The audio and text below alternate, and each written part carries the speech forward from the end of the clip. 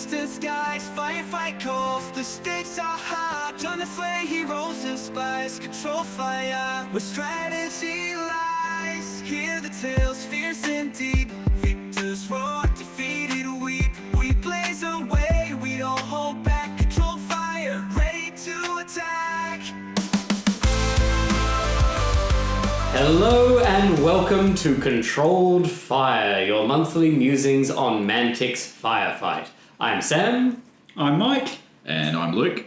So for this month's episode, we are going to be doing the Forge Father faction review. It's been a while since we've done a faction review, so this is one of our longer episodes. We're going to be breaking down, first of all of the faction orders, then going down by all the unit types, and then finally we'll be presenting some sample lists we've put together just to show the sorts of things the Forge Fathers can do.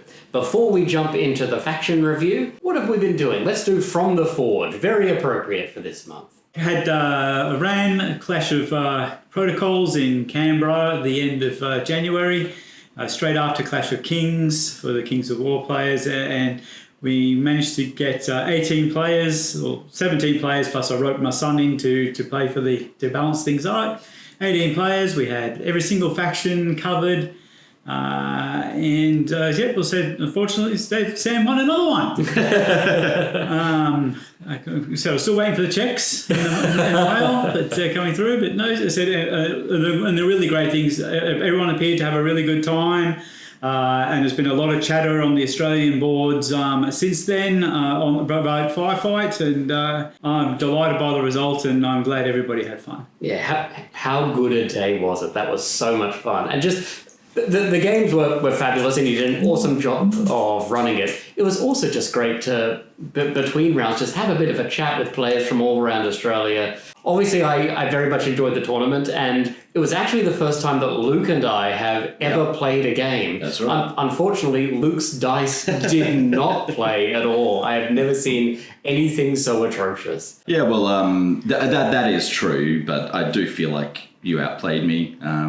Your list was a better matchup for mine as well, just on those. So it was your game to lose, and my dice made sure that didn't happen.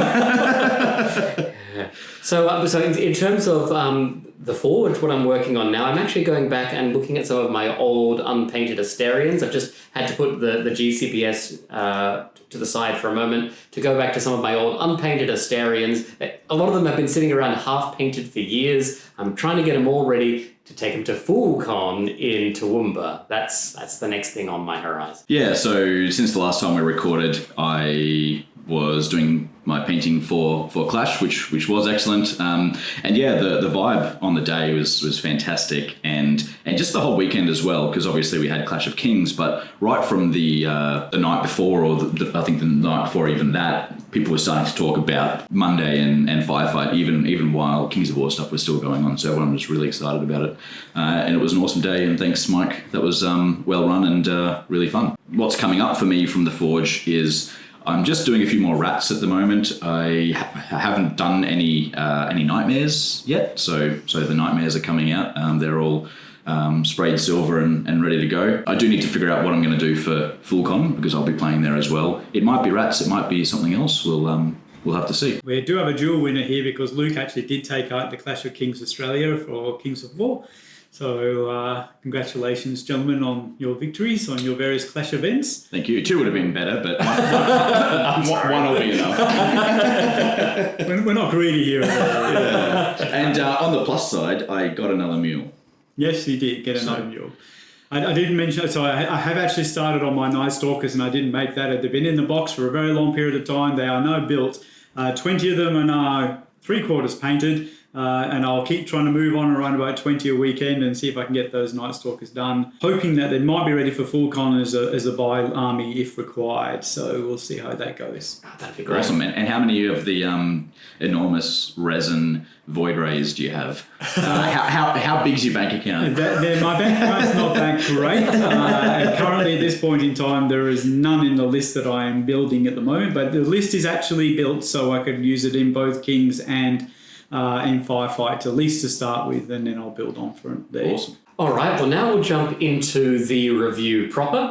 So the first thing we'll do is a bit of a breakdown of the lore. So, first of all, who are the Forge Fathers? The Forge Fathers are, according to them, the oldest and original life in the galaxy. Their mythology holds that they were created as the dragon Farangir was tricked by his brother Mirakin into igniting an ingot of primordial metal with his breath. And the fallout from this is all of the matter in the galaxy, which the Forge Fathers now claim as their birthright. So in the depths of their mythology, they are a race forged of fire and metal. So the Forge Fathers are one of the few races not to be either annihilated or incorporated into the GCPS. Instead, there's an uneasy trade alliance between the two galactic empires. The Forge Fathers provide the Enforcers with their armor, with appropriate countermeasures to stop any humans investigating their technology too closely. Forge Father clans travel into the GCPS on colossal ward ships, which are traveling trade caravans, spacefaring habitation, mining, prospecting, and forging hubs, and also fully operational warships. Should mention, the Forge Fathers haven't been incorporated with the exception of the Brockers. The lords of Clan Brockvolheim willingly volunteered themselves for incorporation, enticed by the energetic and innovative culture of the GCPS. Of course, this is the GCPS. They soon found themselves stripped of their wealth and relegated to menial engineering and manufacturing jobs, and many have now slunk back to their brethren in the Star Realm, where they now sit as a caste apart. The Forge Fathers take their greatest pride in intricacy, exquisite craftsmanship, and efficient utilitarian designs. Their designs may look rugged or even brutal, but they hide vast levels of intricate attention to the most minute and insubstantial of details. Consequently, Forge Fathers may seem dour or over-serious to outsiders. Why do the Forge Fathers fight? Primarily, Forge Fathers are fighting to defend their territory and wealth. It's unfortunate for the people who may have been living on that territory for generations, but the Forge Fathers hold that it belonged to them first, from the dawn of time. So the Star Realm expands slowly as it wrings every shred of value from the planet that it can extract, but it always expands, and conflict always follows. These are the Forge Fathers. That's the ultimate boomer, get off my lawn faction. 100%. Excellent. We might start with the faction orders now. Mike, would you like to take us through the faction orders? Okay. The first one is Earthshaker Irons. Costs 2 points. It said the unit's ranged attacks ignore the penalty for the target being in cover, and it can be boosted by an extra 1. In addition, all these units' ranged attacks gain the pinning keyword. I think I've only ever used this order maybe once, but that really comes to the fact that I don't normally play with too many command points in my list anyway. And there's a few orders later on down the line which are by far my favourite ones that I would normally use and use my points for. I guess in some corner cases it may be worth it, but as I said, I think there are better orders in the faction that can be used on. Yeah, there are much better orders, and this one is very expensive for what it does. I mean, effectively, it's a +1 to hit, right? Because it's ignoring cover. For 2... as you say, you're not always flush with command. I think the +1 to give the weapons pinning is good. I'd stump for that. But first of all, I have to get over that hump of paying already 2 command points just to give my unit +1 to hit. Yeah, I think it's like one of those, it's good if you have the command points, so why not? Like, if I've got lots, why not? Or, in this case, like you say, I really need to pin something, because it's not trademark, right? It can be used on anything. So there's a number of guns in there that would kind of probably really benefit from this, just to throw some pins out in a pinch. And it can be used on vehicles, which is one of the few orders that can be used on vehicles.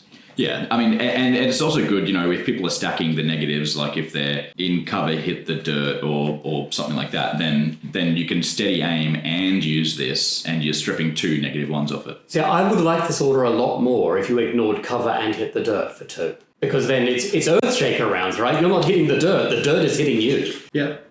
But 2 just for a +1, I don't know. Yeah, it's probably fractionally overcosted by 1. But the +1 for pinning, if you've already done the +2, I'd see the +1 for pinning. I think though, I see the point in the costing, because there's other faction orders that essentially give you a +1 to hit, but have other trade-offs as well. Like the in Marauders, the 4+ within 12 inches well, you've got to be within 12 inches. Yeah. That's the negative. And you're essentially using that on someone like commandos that normally shoot on 5s. That's kind of giving you a +1, but with a trade-off. Mm-hmm. So I get the costing. It probably speaks more to the Forge Fathers and how they're often not terribly flush with command. Yes. Excellent. What's the next one? The next one is Unnatural Sprinters. Wonderful movie reference. Yes, wonderful movie reference. Cost 1 point. Units with the vehicle keyword cannot benefit from the order, but the unit may add 3 inches to any advance or sprint action it performs this round. Considering that every single unit that has heavy armor is reduced to 5-10 movement, it really does come in handy to try to help get some of your units into position where you need them to be. And not just for progressing quickly up the board, but getting your 18-inch shooting from your line to within their line if they haven't moved yet, right? It's just that enough to get you far enough forward to shoot. Because it's 5 plus 3 Yes. plus your 18, Yes. that just gets over the line. And it's also a good reason to take, to consider that very cheap 5-point upgrade for advanced training on your On the Valkyrie? on the Valkyrie. Yeah. I don't think you'd always need it because they are quite fast in the first place, but for 5 points, it's a pretty good option. Unlike some of the other elite armies, Forge Fathers don't have as much in the way of advanced training. Yes. I really like this order. I mean, obviously, when most people look at it, they're going to go, great, it means that my Thorgrim can charge 13, or my Brockers can charge 15. And I think that's probably the way this one is going to be frequently used. I will say it is a little slower than equivalent orders in some other factions, which, makes sense for Forge Fathers. I mean, if you look at activate neurochips in Maison, that's 6 inches. That also costs 1. Admittedly, only gated to lab experiments, whereas this is to all units, really. Yeah, I think it's a great order. I think it's well costed. I think you'd probably use it at least once every game. Yep. Controlled aggression. Units with the vehicle keyword may not benefit from the order. This unit gains the Frenzy 4 keyword, and it only costs 1 point, 1 command point, and it is probably, if not but certainly one of my favourite orders in the list. Like Frenzy 4 is huge for only a single point. It's so good. You generally look at this and you think, oh, that's good for my melee units, but I think it turns most of your units into a pretty good melee unit, right? So knowing that this order is there, you don't have to consider the melee as strongly as I might in another faction because I know that I can just turn anything into a pretty punchy melee unit. In your own activation, of course, because Yes. you wouldn't be able to receive a charge and go, well, let me dial up the frenzy on this unit that's just I'd be trying to rely on charge reactions for that, for receiving charges. Mm-hmm. But yeah, I mean, 1 command point for Frenzy 4. I mean, I think particularly as well, Forge Fathers have a lot of high quality attacks, but they don't have too much in the way of frenzy. So this just fills that gap beautifully. I mean, obviously, you look at Thorgrim, who have so many great attacks, but don't reroll. This gives you 4 rerolls. That's huge. Possibly a little bit overshadowed by another order on a commander we're going to be coming to a little later, but that's not to say that this isn't great. So next one's Target Assist, costs 2, only for vehicles. This unit may ignore the effects of the Stealthy keyword on the target unit and also gains weight of fire. This is another order I think I've only ever used it once, and I used it against Night Stalkers. In my case, I normally use my vehicles that got devastating weapons, so you're looking at something stealthy and big, so maybe Veermen if they decide to put stealth around, and Night Stalkers if that's what they're going to do, but it's really a corner case scenario. Yeah, I think this is the worst order. I think this is the worst faction order for the Forge Fathers. I mean, for a start, it's gated to vehicles only, and it only has an impact assuming the enemy has a keyword. For mine, I think you're looking at this order, you're paying 2 to get weight of fire 1. And the stealthy mitigation is a bit of a bonus, if they happen to have it. Sometimes I might want to pay 2 command for weight of fire 1. I'm not saying that's efficient, but if I'm looking at something like these super heavy magma cannons or something which are 2 shots, but good lord if they hit, they're hitting with AP 6 and devastating D2 plus 1, I want to make sure that hits. But I might splash 2 command points to reroll one of those. And stealthy mitigation, sure.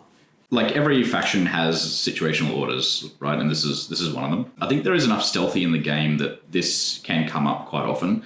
Interestingly, the weight of fire 1, given this is a vehicle command, weight of fire 1 for 2 points is generally something you're only really happy to spend on things like vehicles that only have a few shots. So I think it's just a valuable thing for vehicles in the list in general. I often compare the halter to the drill for an anti-tank option. So the drill is a support, which is often painful. So they're two comparable anti-tank options, right? But the drill is in support but quite a bit cheaper. The halter is in specialist, a little bit more expensive, tiny bit more resilient and faster, but they're otherwise fairly comparable. This order makes the halter for me a significantly better choice than the laser, because you can give it weight of fire 1 and you can ignore stealthy if you happen to be against a stealthy opponent. So for me, like I kind of think of it in terms of like holistically. I think there's a few things in there I probably want to use this on. So I think it's actually a reasonably good order. I like it for the weight of fire. I don't really like it for the stealthy mitigation. And paying 2 for weight of fire 1 just feels a little pricey. Yeah, that's fair. I pay 2 for weight of fire 2 in Maison. But when your whole Night Stalker list or half of the units in a VMN list have stealthy and cover, then being able to steady aim the cover away and negate the stealthy is quite, with weight of fire 1 on top of that, is quite powerful. What you just seem to be doing is reminding me how broken Maison Labs. I have cited 2 very good orders that exist in that. Yeah, well, we won't go there, will we? All right. So the next one is Faringear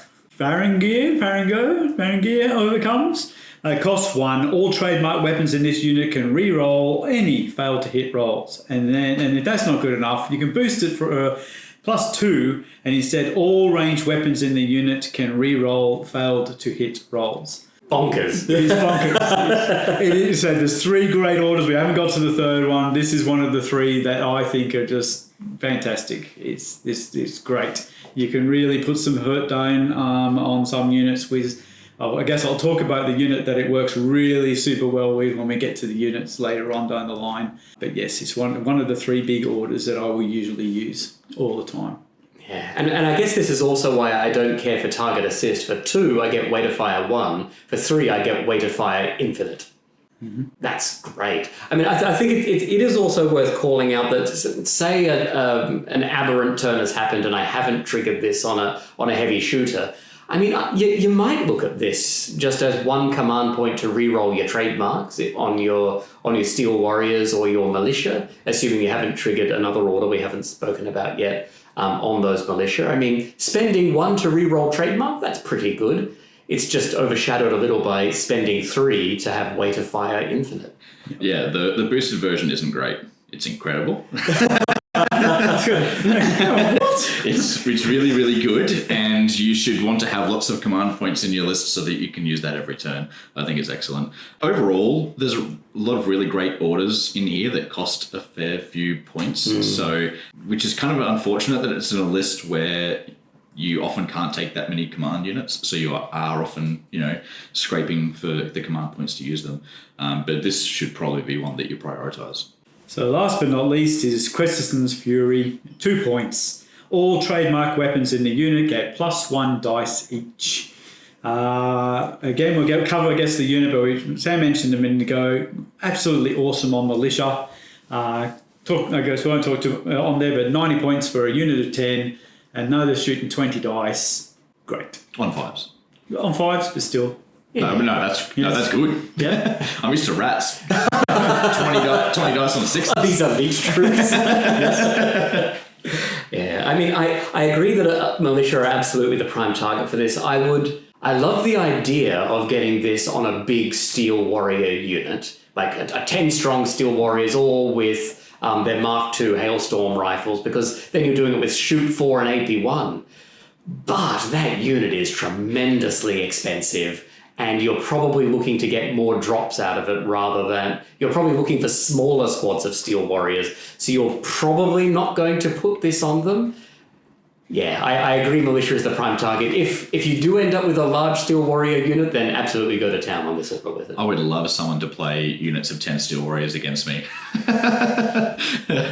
Because you run laser cannons? Oh, you just lock them down. They're so expensive and they're so easy to deal with if they're just a big block of Steel Warriors. So don't do that, kids. Maybe in large games. Yeah, this is really good, like you said, for getting the militia to do things like clear basic troops. That's 10 hits if you're without any modifiers on average. 5 wounds against armor 5. It's pretty solid. Yeah. Luke, did you want to chat us through the commanders? Sure thing. So the first commander is the Chief Brocker. So the Chief Brocker gives a black command dice and has the command order cost 1. It's an aura called Rugged Lifestyle, and all friendly Brocker and Brocker Valkyr units within 12 inches gain the Resilient 2 and Unflinching keywords. And he can come with a few Brocker buddies up to 4. Mm-hmm. What do you think about this, Mike? Do you run him? If I'm taking a list that has a few Brockers in it, yes, I always take him because it makes. I mean, they're normally defense 5, and that's pretty standard against most other armies. But for Forge Fathers, that's pretty low in here, and he certainly helps keep them alive by giving them Resilient 2. And I often do take a lot of Brockers, so yes, he does make it into quite a few of my lists. When you're facing Forge Fathers, you try to look for those targets that you can put small arms fire into and have them stick, which is not the Steel Warriors, it's not the it's anything else in the list. Right? So you're looking for things like Brockers, right? So I think the Resilient 2 can be quite good if you're running a few, as you said, because you're going to get so many little small arms fire, like shots thrown at them, that that bit of more resiliency is good. Yeah, I mean, I think he is very solid. I mean, I think you probably only need to have 2 other Brocker units, so 1 Brocker, 1 Valkyr, and then of course his own unit as well, in order to really be starting to get value from his order.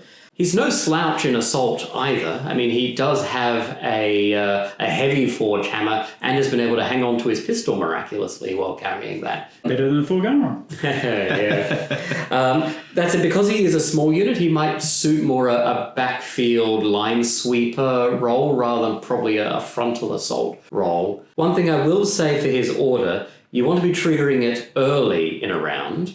So you've then got Resilient up for the remainder of that round. That doesn't necessarily suit an assault-focused unit, because often with an assault-focused unit, you want it to go later in the round so you're not leaving yourself as exposed and isolated. There's thoughts that's needed as to when you're going to trigger this.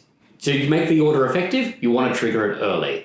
But you don't want to waste his activation by acting with him early. Well, you can also keep him in your back pocket in case Brockers get pinned, because he gives unflinching, so he can then activate the aura, and then they can go and charge anyway, even without having to remove a pin marker.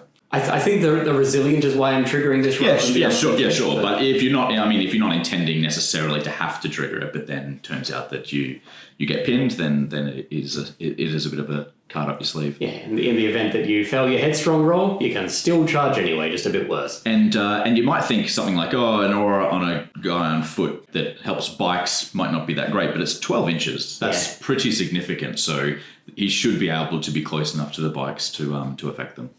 And the next one, funny you should say about the Thorgarim losing their pistol somewhere, because this guy kept his. He did! Thorgarim Huskal. Thorgarim, what are we landing with? I figure we say it differently each time. Just every time. You know, to keep it fresh. The Thorgarim Huskal, he gives 2 black dice and has a command order that costs 1. It's another aura. All friendly non-vehicle units within 12 inches again gain the Frenzy 3 keyword. Hello. That is a big bubble for a frenzy bubble. 12 inch for Frenzy 3. 24 inch circle. Yeah. So if he's in the center of your line, it's basically saying most of your army has Frenzy 3. Yes. This order is the reason that you might not always fire controlled aggression, because you might already have Frenzy 3 from your Thorgarim Huskal. This is one of the reasons why Forge Guard is so underpowered. No. It's one of the reasons why I sort of say I think sneakily is not obvious, but I think it's sneakily that Enforcers are actually the shooty elite faction and Forge Fathers are actually the assault elite faction. And it doesn't appear that way, or certainly when you first look at them, but if you play them for a little while, you start to go, hang on a sec.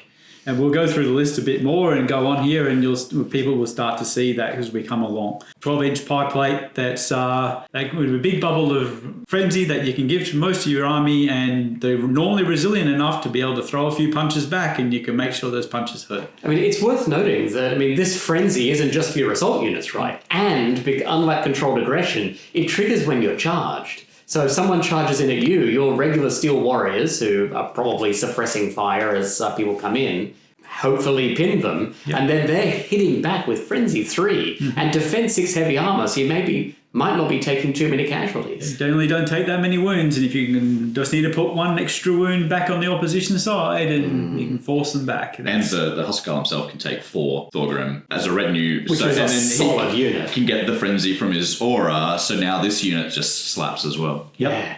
I am surprised I don't see him too often in play. I think that's because people like to put their Thurgar into a transport.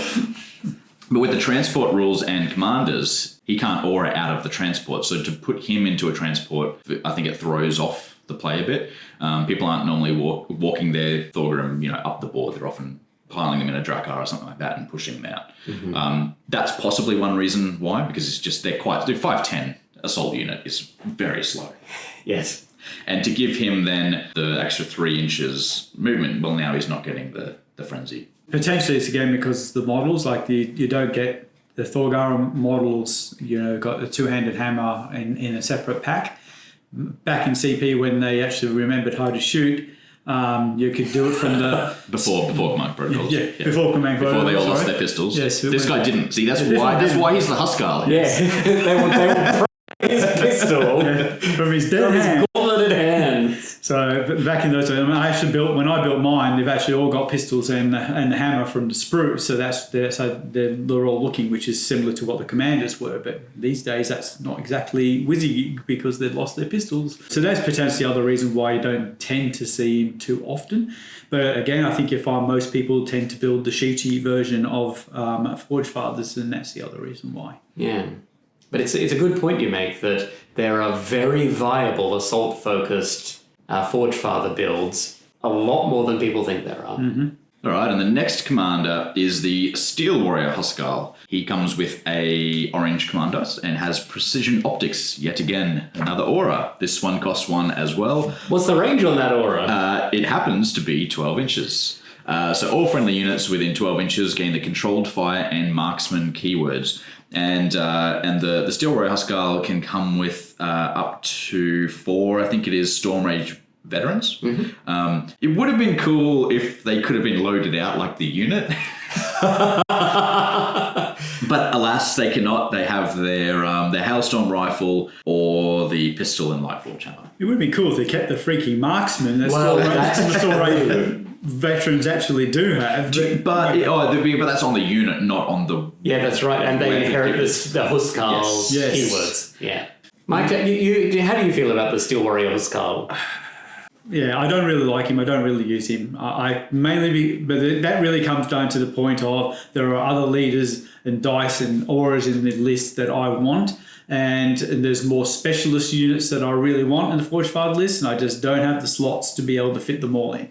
And he just gets, for me, it always gets relegated out of the list. Steve, I might have start with him, but he normally gets dropped out pretty quickly. And maybe it's also because in the old days he used to get weight of fire, and maybe I'm too sad about that, and he doesn't get what he gets these days. So I think the biggest problem is he's not a Forge Guard Huskarl.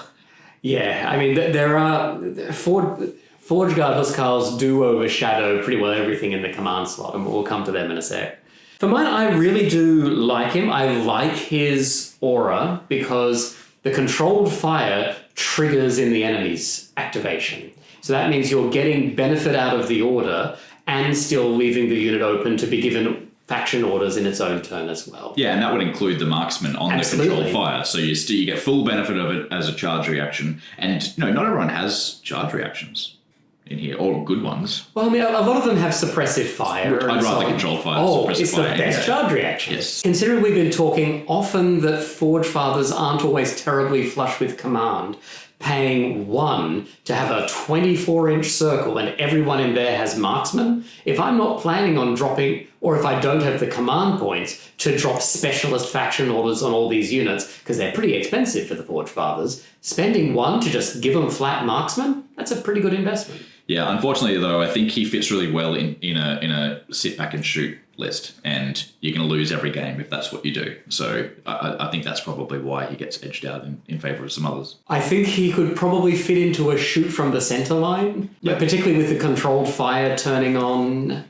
Yeah. So if you play the last scenario and just have to wait until turn 5 to claim the centre of the board, he's fantastic. Oh no, I mean Drakkar up to the middle, Yeah. and I am just going to shoot you from the middle. It's one of those things where if you've got battle groups, if you build a battle group around him, sure. But I think you have to be deliberately building. For me, you need to be building a deliberate battle group around him to do that. He just seems someone who can walk up 5 inches, trigger his bubble, and I'm going to be pretty happy with all the units that are near him. Yeah, I get that, but as I said, we talked about some of the other leaders. Like you got the Goran with the big pie plate for Frenzy. Then you've got we're going to get to him. The Forge Guard Haskell. Yeah, that's where his issues. That's where his problem is. Yeah, it isn't that he's bad. Yeah. It's just that there are other things. There's other things that are much better. Just to make you all wait with bated breath before we talk about the best command unit, let's talk about the worst. So that is the Master Artificer. He's not the worst. Or if you, well, okay, there's another one you could argue, but it exists for a reason. Yeah. Let's put it at that, and we'll talk about that in a minute. So the Master Artificer, which is how I pronounce that, not Artificer, it's Artificer. Yeah, it sounds fancier. He has 2 black, which is pretty good, and the command order is Makeshift Defences, another aura. There's a bit of a theme happening here.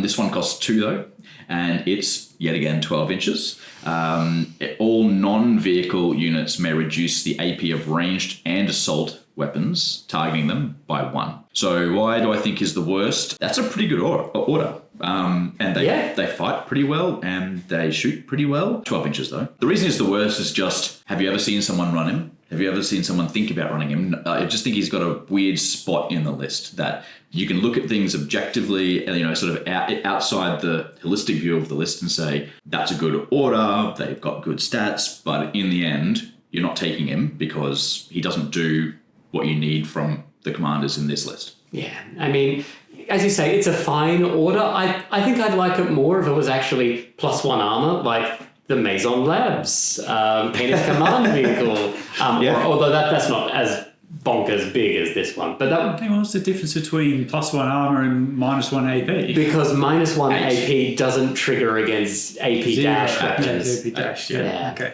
But I mean, but against everything else, it's effectively the same as +1 armor. So fair enough. But I agree, he's fine. I just don't see him being picked over other options. He would be fine if he was in a different list, or if they didn't have all of the other commanders that they've got. I have to admit, I've decided actually, because of these retinue, I will actually say that I think that he is the worst of the leaders, when that's saying something. Because he comes with artificers, and artificers just don't have a place. Pretty much. They can take magma rifles, though.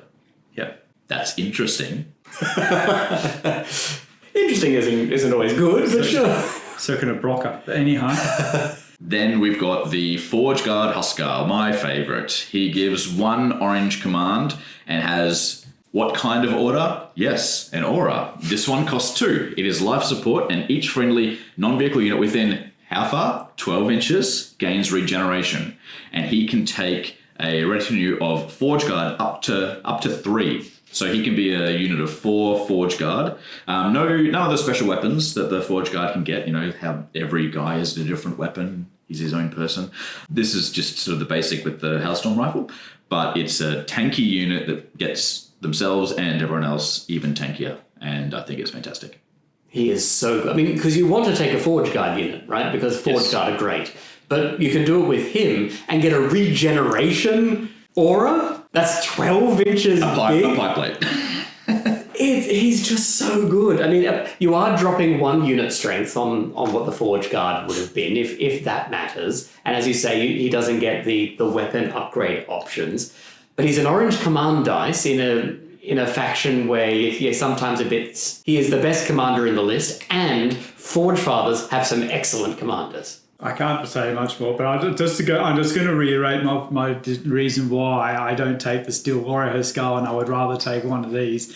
It's only 10 points difference between a Steel Warrior Skull and this guy. The difference between a Steel Warrior and a Forge Guard is nearly twice the price automatically. Like, yeah, I can see what will happen eventually if they do another pass. I know what's going to happen to him, so I've got to take him as many times as I can. Not only do you have armor 6 nearly across the board, you then got heavy armor on top of that, and then you get regeneration on top of that quite easily. And it just becomes the linchpin of the list, and that's it. And many times you will see lists that have 2. Yes. Just so they can cover the whole board. And not that you need to cover the whole board with Forge Fathers, because you can't take that many models to be able to do it. You tend to find that the Forge Guard, which pre-Command Protocols was my favourite unit, because then I used to be able to give them missile launchers and all that sort of stuff.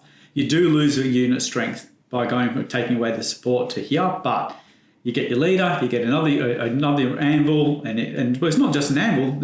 They fight just as well on 4s. They're swinging the hammer with 3 dice. It's AP1, and we're talking about frenzy once again.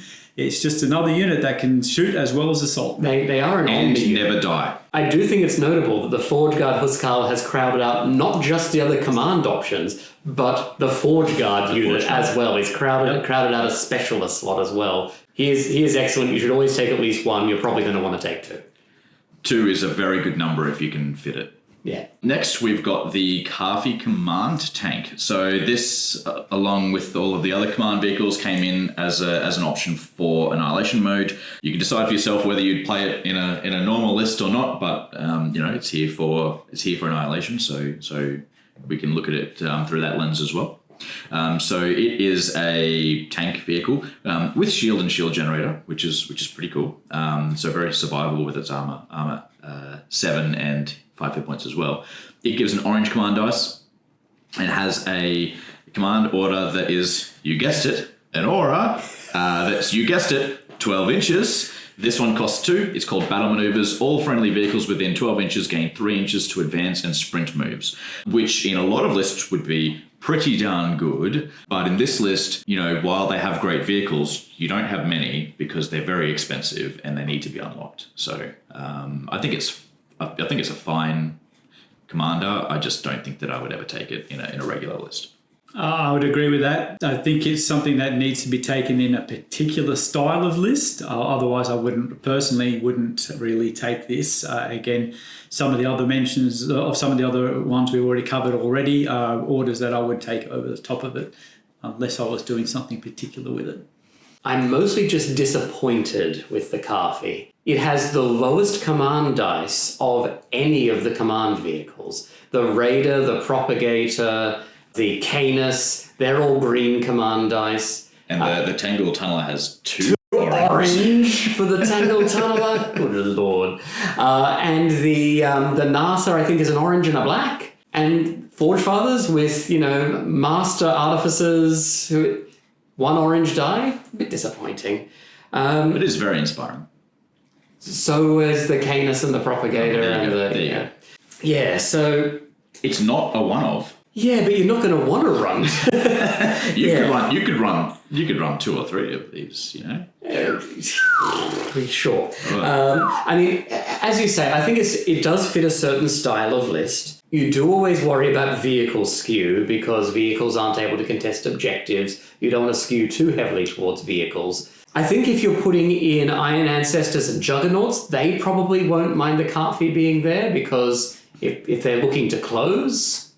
going up to 9 advance and shoot or 15 on the charge, that's pretty sweet. I would think also if you're running NAR for the assault vehicles, that's probably not terrible to be able to move 9 on the NAR, be able to jump out and charge, but it's a bit niche.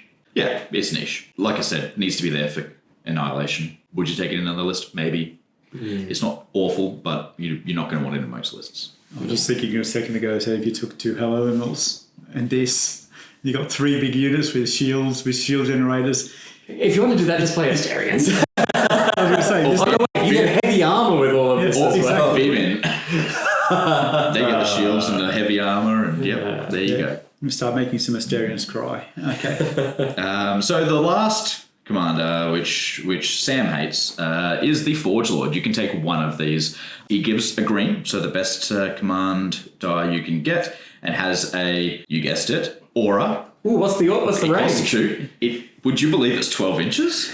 Do Forge Father players have appalling memories that they just even... I would kill for to play a faction where they're like everything's the same like this, and you don't have to ever remember anything other than specifically what this one does. And particularly because it's this and good. It's enormous. There's a 24-inch diameter bubble on everyone. That's insane. So this one, all friendly non-vehicle units within 12 inches count as being in cover for shoot actions that target them. Now it says shoot actions, not steady aim, which is probably the most frustrating bit about this, right? I think probably the most frustrating bit is that it exists as an order. Because I can choose to move a unit behind an obstacle, or I can spend 2 command to trigger... I can just play my army properly, or I can trigger this order. Yeah, so he is, again, a Forge Guard unit. So, and he is 20 points more than the Forge Guard Huskarl with a worse order. He does give that better command dice. Yeah, he does get the green command, he gains very inspiring, and he gets +1 hit point. And he gets counter charge on as well as control fire if you wish to do if that. You wish to use a worse charge reaction, you have well, I mean, if you're not taking your own order and you're getting frenzy, maybe. Maybe. But okay, so why does this guy exist? Well, for starters, his order sucks because his order used to be broken, right? And it was scaled back significantly. So that's why it's not good, because it used to be, why would you take anything else other than a Forge Lord? So it was pretty busted. Why does he still exist? There's a sweet model. What's the guy's name? Is this Cresterson? Ingolf Cresterson. Mm-hmm. Yeah. After whom Cresterson's Fury is named. There you go. So you know, they still need to keep him in there. Does he need to be something that everyone's going to take all the time? No. Does it need to be an option that is at least playable? Yeah, it's playable. It's the only way to get a green. The thing with the green die is it's guaranteed points. Sure. And I feel like Forge Fathers wouldn't mind a bit of guaranteed points. But would you sacrifice a regeneration? No, I wouldn't. I wouldn't. I just think it's more playable in this list than the Artificer is, in my opinion.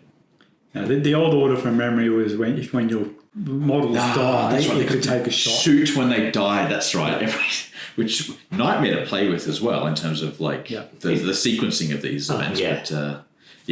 But that was a bit ridiculous. Points wise, he's fine for the upgrades that he has. The 20 points to upgrade the die, gain a hit point, and upgrade to very inspiring. That's spot on. If he had an order which was in power, not as good as, but comparable to the regen aura, or if the regen aura gets dialed back a bit, then I think he's worth considering. What if he cost 100, like only 10 points more than us, Forge Guard Huskarl?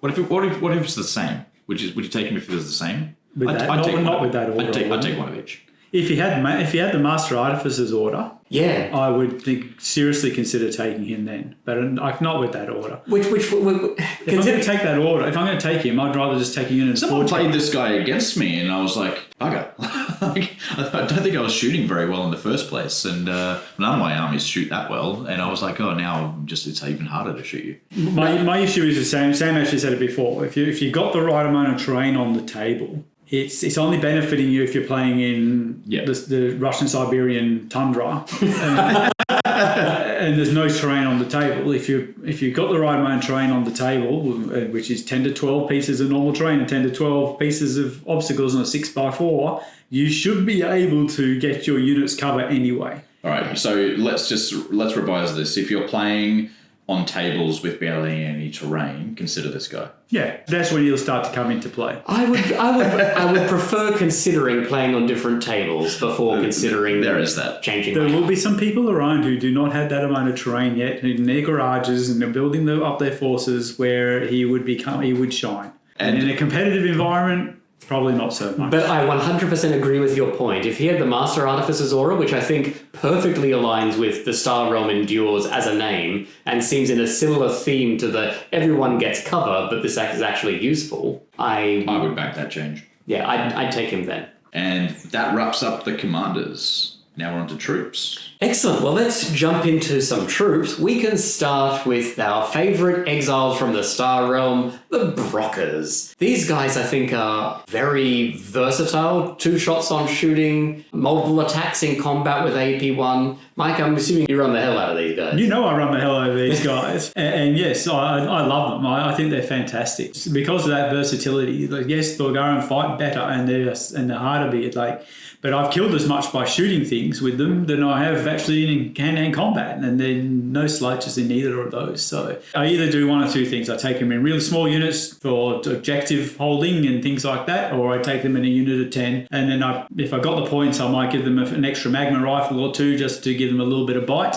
But, it gives you basically equivalent to 20 dice in both assault and 20 dice in shooting. And they can benefit really well with some of the orders we were talking about earlier. As you were saying before about backfield, that's how I normally use them as a counter-assault unit. I don't use them on the front line. They normally hang around behind the rest of my front line, and as soon as it looks like something's going to breach, then I will send the Brockers in to go deal with it. With Armour 5, you don't want to be having them front line, so... Backfield sounds right for them. Yeah, but the weird thing is like you're talking about Armour 5 against any other faction. A lot of people have a lot of Armour 5. They're very like the same as Marionettes, the same as most Marines, and like Commandos have got resilience, but they're very similar stat lines. Mm-hmm. Yes. It's just that they're in a list that has an awful lot of heavy armour in it. As far as troops go, they're very cheap in price, and they're very compatible to most other people's basic troops. Yeah, they're brawlers that shoot better and swap resilient for headstrong, basically. They're fairly comparable in price for that as well. Great unit. Obviously, if this list had mules, they'd be they would better. Be piling out of those mules. Because 6 Brockers in a mule would be something that would be very terrifying to a lot of people. It becomes a little bit less... oh, wow, that's amazing when you're having to bump it up to if you're bumping up to 10 people to justify a Drakkar and then the cost of the Drakkar on top of that, it does become expensive, but I think it's still a valid, viable tactic that probably most Forge Fathers players, dabble with at least somewhat through their journey. It's just it's pretty much a given. It will surprise people. Like Play Sam, when he was playing his Plague, I still lost, but still a unit of 10 Brockers took out an Abomination. Like we just... admittedly with the frenzy order, it can happen. They do surprise people with how much hurt they can put out. And with shooting as well. I mean, 2 shots each. Yep. They're not on 5s. They're not bad. These are basically shotguns without knockback, right? Mm-hmm. Yep. 2 shots at 12. Yep. Very good. Often overlooked, probably because they're not part of the strike force. Well worth getting. And just 60 points for a minimum unit as well. It's in that realm where you're like, I'm out of unlocks, I've got an awkward number of points, I need another unit because I'm only at 9 drops or something in a 1250 point list. What can I buy just to sit on a backfield objective, or maybe, put to work somewhere else? Cheap unit of Brockers fits that very well. Yeah, and they unlock. And so if you are short of unlocks, dropping 60 points on a small unit just to get that last unlock you need is great. If I had under 80 points, that's what I'd look at if I just wanted to get another unit. If I had 80 or more, I'd be looking at the next unit that we're going to talk about. Well, let's talk about the Wrecker then. So these are steel warriors who are all armed with flamethrowers. So this unit is incredibly tough with armor 6 and heavy armor. You're not fielding them, Mike? I have a unit of 5 built. I think I may have used them a few times. But no, I don't use them, and it's probably a mistake, but I just don't feel that they kind of work the way I want them to work and the way I play. But I certainly can see how they would be, I guess, always hitting on 4s and getting off 8 or 10 shots for a unit of 5. So the leader comes default with like a pistol for some reason, but it's free to give him the flamer as well. So of course you do that. Yes. Same range, but you get 2 dice and it burns. So that's 80 points for a 5 strong squad of Wrecker. So these then have the armor 6 and heavy armor, which is what they have as a significant survivability thing over the Brocker. Yeah. If you want a unit to do what Brockers do, you take Brockers, right? But if you're just like, I've got an awkward number of points and I want another unit, I think if you can afford them, you take this unit. That's 10 shots on 4s, which is dependable shoot because it's always shooting on 4s, which is, I think, why you really want them. And then some crazy people out there play things like Veerman that have atrocious nerve, and probably at least half the time, even with rerolls, at least half the time you shoot a unit, they're going to be activated by the it burns. which is devastating for, for units like Veermin, right? They're the kind of unit that I would have to focus fire down and try to take out as a Veermin player. So they're absorbing all of these shots then while your other units aren't. It's very interesting that other factions can take dedicated special weapon teams, like Mason Labs can take Grenadiers and Purge teams, who the Purge teams all have flamethrowers as well. They're in a specialist slot, though, in order to take these. This is an unlocking troop who is tough as nails, and they all have flamethrowers. They can sit in the middle of the board, just flaming everything around them, weathering most of the stuff that's coming their way. With controlled fire. And quite cheap. So, I mean, with controlled fire, you put them in a building, you shoot and flame someone, and then get your Overwatch on, they charge you, and you hit on 4s, because It Burns is unmodified. Yep. They are a very good unit. They're quite good. All right, let's roll ourselves onto the Drakkar APC. I have a feeling we probably are going to have different views on this one. I really like the Drakkar.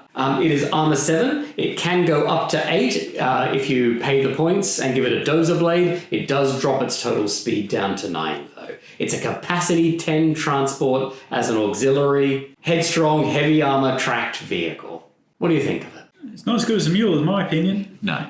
And but not much is. Look, the thing is like, yes, it's capacity 10. It's normally what my blockers might go into, and potentially if I really want to pay for a Death Star Thorgarum unit, then might go in there too at 10. That's where the issue starts coming in. Where the mule is only limited capacity 6, but you've got units in those lists that have like they're 10 and they can't fit in it. It's the opposite way around for Forge Fathers. They've got a capacity 10, but then most of the units are only about 5 or 6 models, so they actually have the space. And again, it's one of those things where it's slow. So it's only fractionally faster than a foot unit. It's not significantly faster than a foot unit. And if you really want to get something somewhere, you can just give it on natural sprinters and it's basically the same speed. That's kind of it. It's 80 points. But they do have a place. It's a cheap transport. You don't see them as much as you might see mule span. You'd be lucky to see 1 or 2 in a Forge Father list to try and get things places. Yeah, I don't think that the negative of the losing the 3 inches of the sprint is a big deal. Most transports, you want to move and shoot them anyway, or at least not sprint them if you've got a combat unit in them, because you want the combat unit to charge out. So I don't think it's a huge negative, but it is 20 points for that +1 armor. That's the real negative. It takes up to an 100-point transport instead of an 80-point, which normally I would say doesn't feel worth it. But like you said, Mike, a lot of the units you want are only going to be 5 people. So I would argue that a good play might be to give this the upgrade to make it armor 8 so it's more survivable at 100 points and put 2 units in it. Oh, 100%. I mean, I think of the Drakkar always as carrying 2 units. Yeah. I never think of this as carrying 1 big unit. That just doesn't make sense to me. As you say, most of the Forge Father units you're going to be wanting to carry are going to be 4 or 5 models. So, I mean, I feel a bit differently about the Drakkar. I think its best comparator is the Wolverine over in GCPS, Marauders, and Plague, because that's a 10 capacity tracked vehicle transport that moves 612. It's basically the same, except this has heavy armor, and it's an auxiliary instead of a specialist. The Drakkar is amazing for that. I don't know if I would normally go the Dozer Blade, because it's not necessarily for the cost, because I want that extra 3 inches on the sprint speed. I want to be sprinting 12 with this, because it's tracked. It can go over obstacles. It goes over obstacles as fast as a mule does. So for straight line speed, it's comparable to a mule. You then move up the 12, a unit drops out and shoots. You're not using it for charging, but that means your Forge Fathers, who are normally speed 5, start their activation at the center line. See, what I think is the optimum loadout, unless you want to put a leader in it for whatever reason, for your 2 units is like a unit of Wrecker and a unit of Thorgarum, a 5 strong each of those. You've got a shooter unit that can jump out and shoot and hold a point, and then the puncher unit that can jump out and punch someone off something. For mine, the prime carriage target for the Drakkar is the Forge Guard, and of course the Forge Guard Huskal, because they're 5'10", and they want to be in the thick of things in the middle of the board. They've got Forge Hammers in this hand, Mark III rifles in this hand. If you can start them in the opponent's half. Yeah. Suddenly, turn 1, you've got 2 Forge Guard units, 6 inches from your line. Yeah, or not, because they only move 5, right? But I mean, but that's 7 inches from your line. Yeah, 2 Forge Guard units 7 inches from your line, and they still get to shoot. I would say, considering that probably the 2 weaknesses to the Forge Father army is they can be a little bit slow, and some of their ranged AT is a little on the shorter side. Yes. The Drakkar for 80 points to pick up your slow units, catapult them 12 inches across the board on turn 1, and then they get their activation. Every Forge Father army should have at least 1 Drakkar. Or a Storm Rage veteran unit loaded out with magma. Just Exactly. It's... Yeah, I have to admit, the Storm Range one loaded up with magma is one of the units that definitely is something you could put in the Drakkar and do that with. And Wreck here as well, right? Because they don't want to be charging in. You want to catapult 12 inches up with the Drakkar, jump out and go, I am in your half of the board with a flamethrower. Hello. yes. Yeah, Drakkar, wonderful unit. Well, let's go on to, I know this is one of Mike's preferred units. Let's talk about the Militia. So the Militia are cheap as chips at 90 points. You take 10 of them, and they have Mark 1 Hellstorm rifles. They shoot 5 in an army that's mostly shoot 4, and they don't have any AP on their guns. Why are you taking them, Mike? Well, one is, so we talked about it earlier, the combination with the order. You suddenly got a unit that now can have 20 shots. They're great for holding backfield objectives. They're only 90 points. Well, great for plonking on an objective and go, okay, you want it? Because come here and I will keep shooting at you as I go along, throwing 20 dice at you all the time. And it's got 10 wounds, so good luck trying to get it through all of that too. I mean, yeah, sure, it's only armor 5 and they don't have heavy armor. Only 90 points.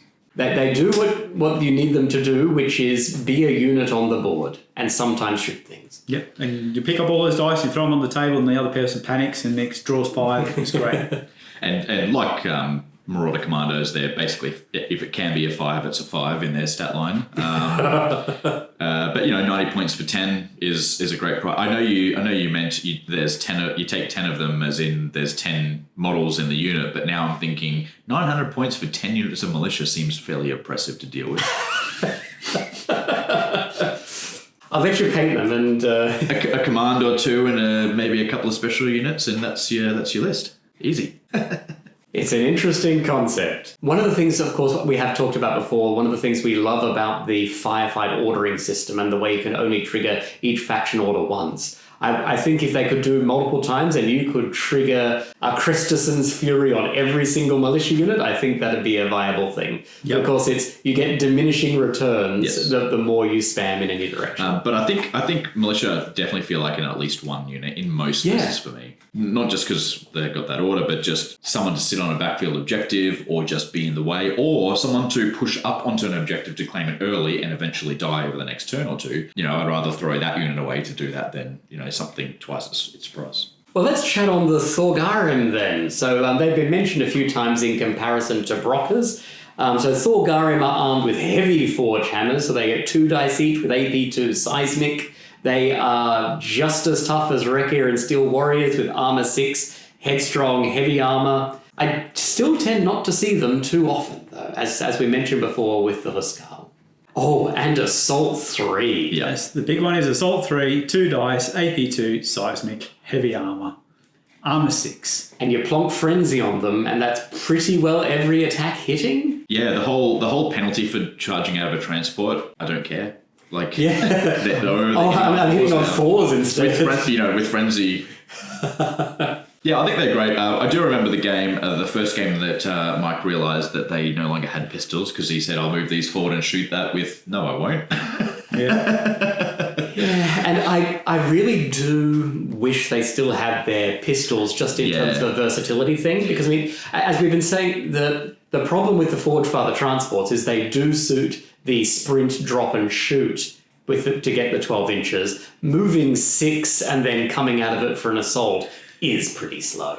Yeah, I mean, having played similar, units in other lists, you generally want them charging, but the pistols are there for when they've got nothing better to do. They've got to sit there and stare at the enemy when they're not charging. So yeah, it is a bit of a downer. It means that if you park them on an objective and the enemy just sort of stands and just waves at you, you either have to charge off your objective. Which was the game that Luke's talking about, exactly what happened. Luke just didn't go anywhere near them, and they were standing on an objective. They couldn't get to anyone.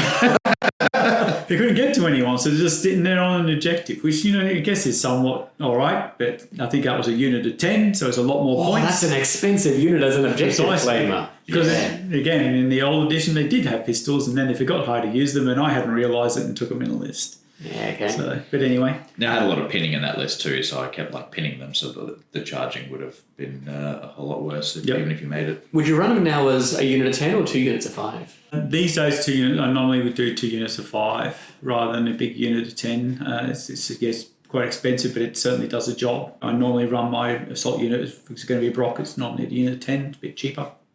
You also get twice the unlocks. We've mentioned Steel Warriors a few times, comparing them to others. This is exactly what people think of when they think of Forge Fathers. They think of Steel Warriors.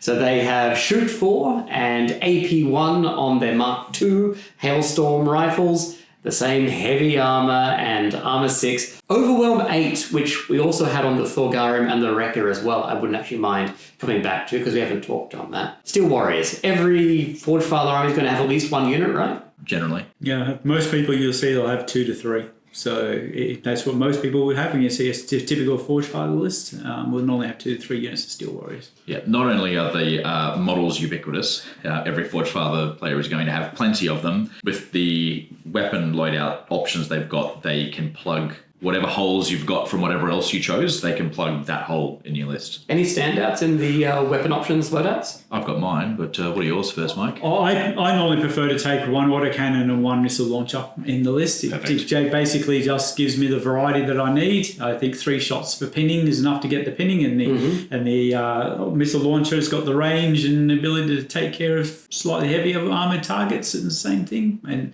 by the time you take the 2 heavy weapons in a 5-man unit, maybe 6, you don't have many other shots to use like Crescensons against before. That's the other side of things that you've got to kind of have a look at, which is what also continues to make militia so great, because you're getting so many more shots. You nearly always are giving the special weapons to Steel Warriors. But again, I can certainly see if you're putting them in a unit with a couple of magma cannons and putting them in a Drakkar and with something else to be able to deal with things too. So it's the cheapest. If you don't have the support slots available, so you could do that and take basically a mini storm range unit. The specialist. Yeah, a specialist unit, sorry, yeah. Considering the quality of the Steel Warrior rifles, like they are AP1, right? Mm-hmm. Would you consider running them without weapon upgrades? I have. I certainly have before. Again, this comes down to the fact that the pretty short range across the whole army in general. You tend to want to try and get some range wherever you can. And so that's why I'm only taking missile launchers. And again, unless you're going for some of the support slots, the really good pinning weapons are sitting in there too, but you probably want to be taking something cheaper and to pin elsewhere.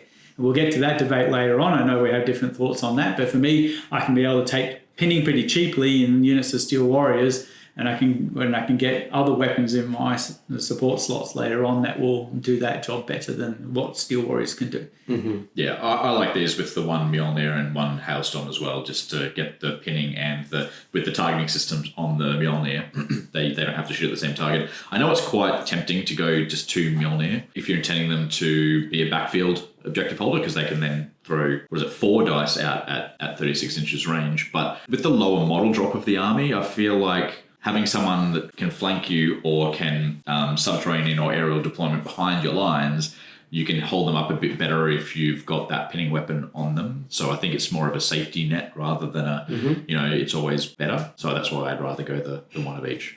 Do you ever find a conflict between the 36-inch range on the Mjolnir versus the 18-inch range on pretty well everything else, except for the autocannon? Yeah, but that's why I'm generally taking those other 2 weapons to give a little bit of extra range to be able to get out there so you can actually do something on the way. And it's not just what you just said a second ago, it's this movement 5 that goes with it. Yeah. So I was having trouble getting my Steel Warriors in range to be able to do things because they only had range 18. So I started to have to take in the missile launchers, and I had to take the autocannon to get some range in there to be able to do something with them. I guess they're not really cheap. The comment I was going to make before, and we're nearly at the end of the troop slots, is the reason why you don't see some of the other units is there's a lot of Steel Warriors that come in the Strike Force box anyway. But they're every single one of the troop choices is good. That's the thing you're going to get about Forge. What a terrible problem for an army to have.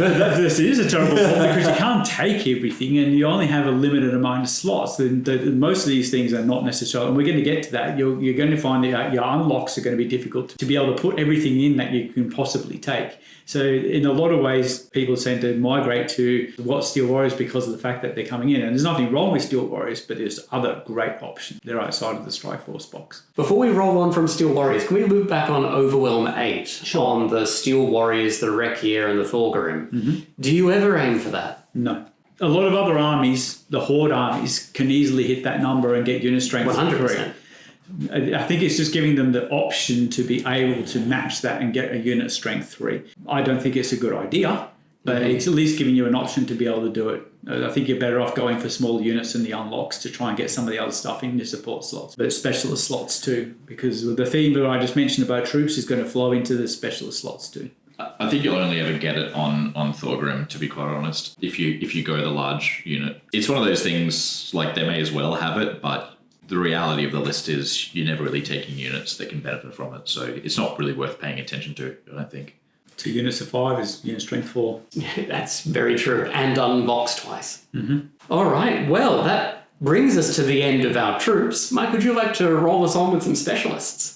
Okay, we'll start off with the Rock of Valkyr. These are the dwarves on motorbikes. They're an absolutely awesome model. I do only have the old ones. They were great, but the new ones are even better. Typical to motorbikes, they're quite fast and they bring something that's very much needed in the Forge Father list in the fact that they have speed. But more importantly, they have 5 shots each. We mentioned before they can get advanced training for an extra 5 points, so they don't need to be near the line to be able to get the orders. If I can, I try to have a unit of these in every single one of my lists. It fills in so many different gaps. Sometimes I use them in advance. Sometimes I'm holding them back to plug gaps and use them as like mounted cavalry, if you like, in more traditional games, to be able to move across the board and fill in where my lines might be starting to falter. I usually normally take them in a unit of 4, so I'm putting 20 shots into something, and it normally deals with that problem. Because each of them have 3 shots with AP1 with the guns on their bikes, and then they're also firing off their burst pistols for another 2 shots. At 12 inches, instead of 18. I think it's unfortunate they don't have Scout like every other bike in the game. That would have been cool. Even for the points they've got, I think it would have been fine. But that is what it is. I think, the 5 shots, and both the guns have blaze away. So if you choose to blaze away, like if there's, say, 2 negatives and you're like, may as well try and get a pin with my terrible shots. Then you get to fire 7 shots? 7 shots per bike on a blaze away is nothing to sneeze at. I mean, 7 dice trying to get an 8. So that's not a terrible option on these. I mean, I think my favourite thing about them is that they are unit strength 2 with thumbs on something that moves 18. Yep. So they are... For 60 points. For 60 points. Base cost. 60 points for 2. Yes. But when you've got an awkward number of points and you've got the slot, I think having that thing that can zip onto a point is excellent. And throw 10 shot dice out as well. Yeah. Yeah, you can just, if you don't need to zip the full 18, you can move 12 and 5. Just the ability to go, I need to claim this. I am 18 inches away. I can park a body on it this turn, which is not something that Forge Fathers are known for. Never underestimate the power in this game of being ahead in points on turn 1 because you ran things forward, even if they died on turn 2. Sure. Like it's a make them chase you. It's a strategy. Like you getting ahead and them having to chase you in points is the strategy that I tend to try and use, and it works extremely well. Mm-hmm. Long range radios, 5 points. Yep. I think if you've got the 5 points, definitely take it. If you don't have it, you really need to squeeze out the points. It can go, but I would rather have it than not.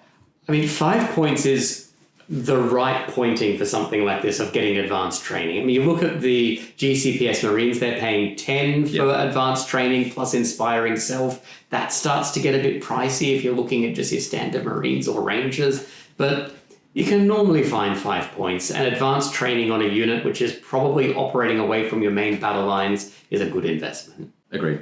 Artificers. Okay, so that's what we're up to next, and I don't actually own any of these models, I have to admit, but the rules don't exactly inspire me, unfortunately, to buy them because they're beautiful models. They look really good. They are great. But I sort of made the comment earlier with Sam, and I said like they're kind of better Brockers, but they're not really. They do have 2 wounds each, which is something that's speaking for them. They do have magma rifle options to be able to take on each one of them, but they just get outclassed to me by other units that we're going to talk about in the same slots. Yeah, I mean, for mine, they're not even necessarily being outclassed by units in the same slot. They're being outclassed by units in the troop slot. In the troops, yep. I mean, they are Brockers who get +1 hit point and armor, basically. But you get base 3 in the unit instead of 5 for the same points. Yeah. That's kind of where it starts. And you add on, and it's 18 points per additional artificer and I think 11 for each Brocker.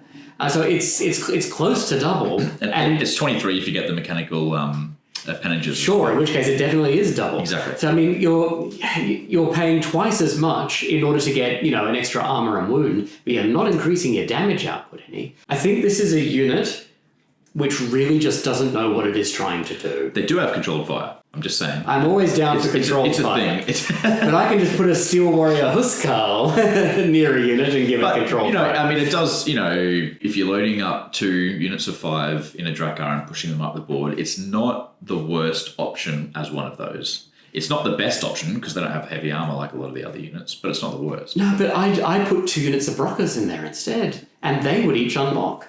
Yeah, but they don't have controlled fire, that's what I'm saying. The next turn, if they get charged, they get to controlled fire and then use their awesome melee attacks. Situationally better, but not better overall, and they need to be unlocked, whereas the Brockers don't. So I would take the Brockers myself any day. I think in pre-command protocols, when Hacker existed as a rule, this would be entirely the kind of unit which would have Hacker and would interact with some objectives differently and so on, and then they would have a purpose. But right now, they just don't really do anything that another unit can't do better. I guess with all these things, though, I would say the unit is fine. So if you want to run them, you're not hurting yourself overly. They're just not the optimal choice to take. I agree, just because of how cool the models look. The models look so sweet that if you do want to get them on the table, I just wish they were better. They're not more beasts.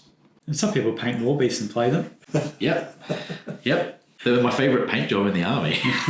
All right, halter half tracks. I don't know if I take them with the autocannon, but they're 915s lightish tanks, I guess. Still armor 7 heavy armor, and they got 4 wounds, so they're something that need to be dealt with, and you can take multiples of them. I probably would only take them with the magma cannon, though. I don't own this unit, so I haven't actually played it, but that's the reason why I don't take them. I can see their use. Yeah, I think they're really good. I mean, shoot 4. I mean, I agree. You would certainly take them with the magma cannon. Yes. The heavy magma cannon with 2D, AP5, anti-tank devastating 2 on a chassis which moves you 9-inch means that you have a threat range of 27-inch. If someone has an incautiously placed mule in their deployment zone, you can snipe that turn 1. And that just completely disrupts plans. Not even needing to be terribly lucky. If you've got 2 of these in a unit, you're throwing out 4 shots, each of them does 2 damage. Even 1 and giving it the weight of fire, right? That's a dead mule. Because it's devastating too. You have to roll basically like, you do okay, right? An okay attack roll. Sure, you hit with 1, you miss with 1, you weight of fire reroll, you hit with it on the balance of probability.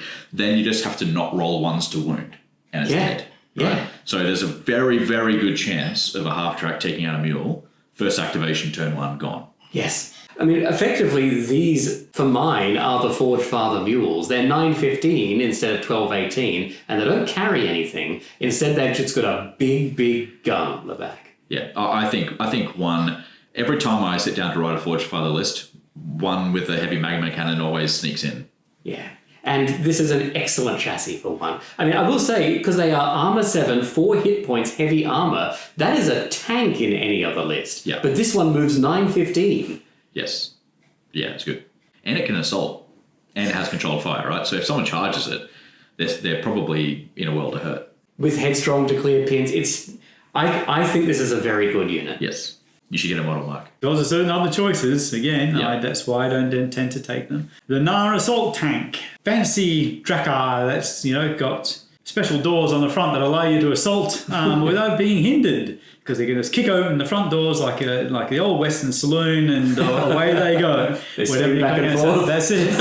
That's basically it. It is 110 points, so it's paying a fair bit. Capacity 10, space the same. It does have the grenade launchers, which is 2 dice, AP1, blast 2, and pinning. Pinning is the key one. Pinning's the key one because that's the one thing that the Drakkar doesn't have. It's also plays away, sorry. Yeah, it's also the one thing you want on a tank or a vehicle you're intending to assault with. Yes. Because the ability to drive it up, shoot, pin, charge out, that's just the perfect combo. True, but 110 points. Yes, it is 30 points more expensive than the Drakkar, which is painful. Interestingly, just with the lack of hindered charge when you assault out of it, that doesn't take away the -1 for unsighted, right? So if you hit on 3s and you charge out, you don't hit on 4s, you hit on 3s because you get the +1 for it not being hindered, and then you get the -1 for the unsighted, so it evens itself out. Yes. It's got a window in the door.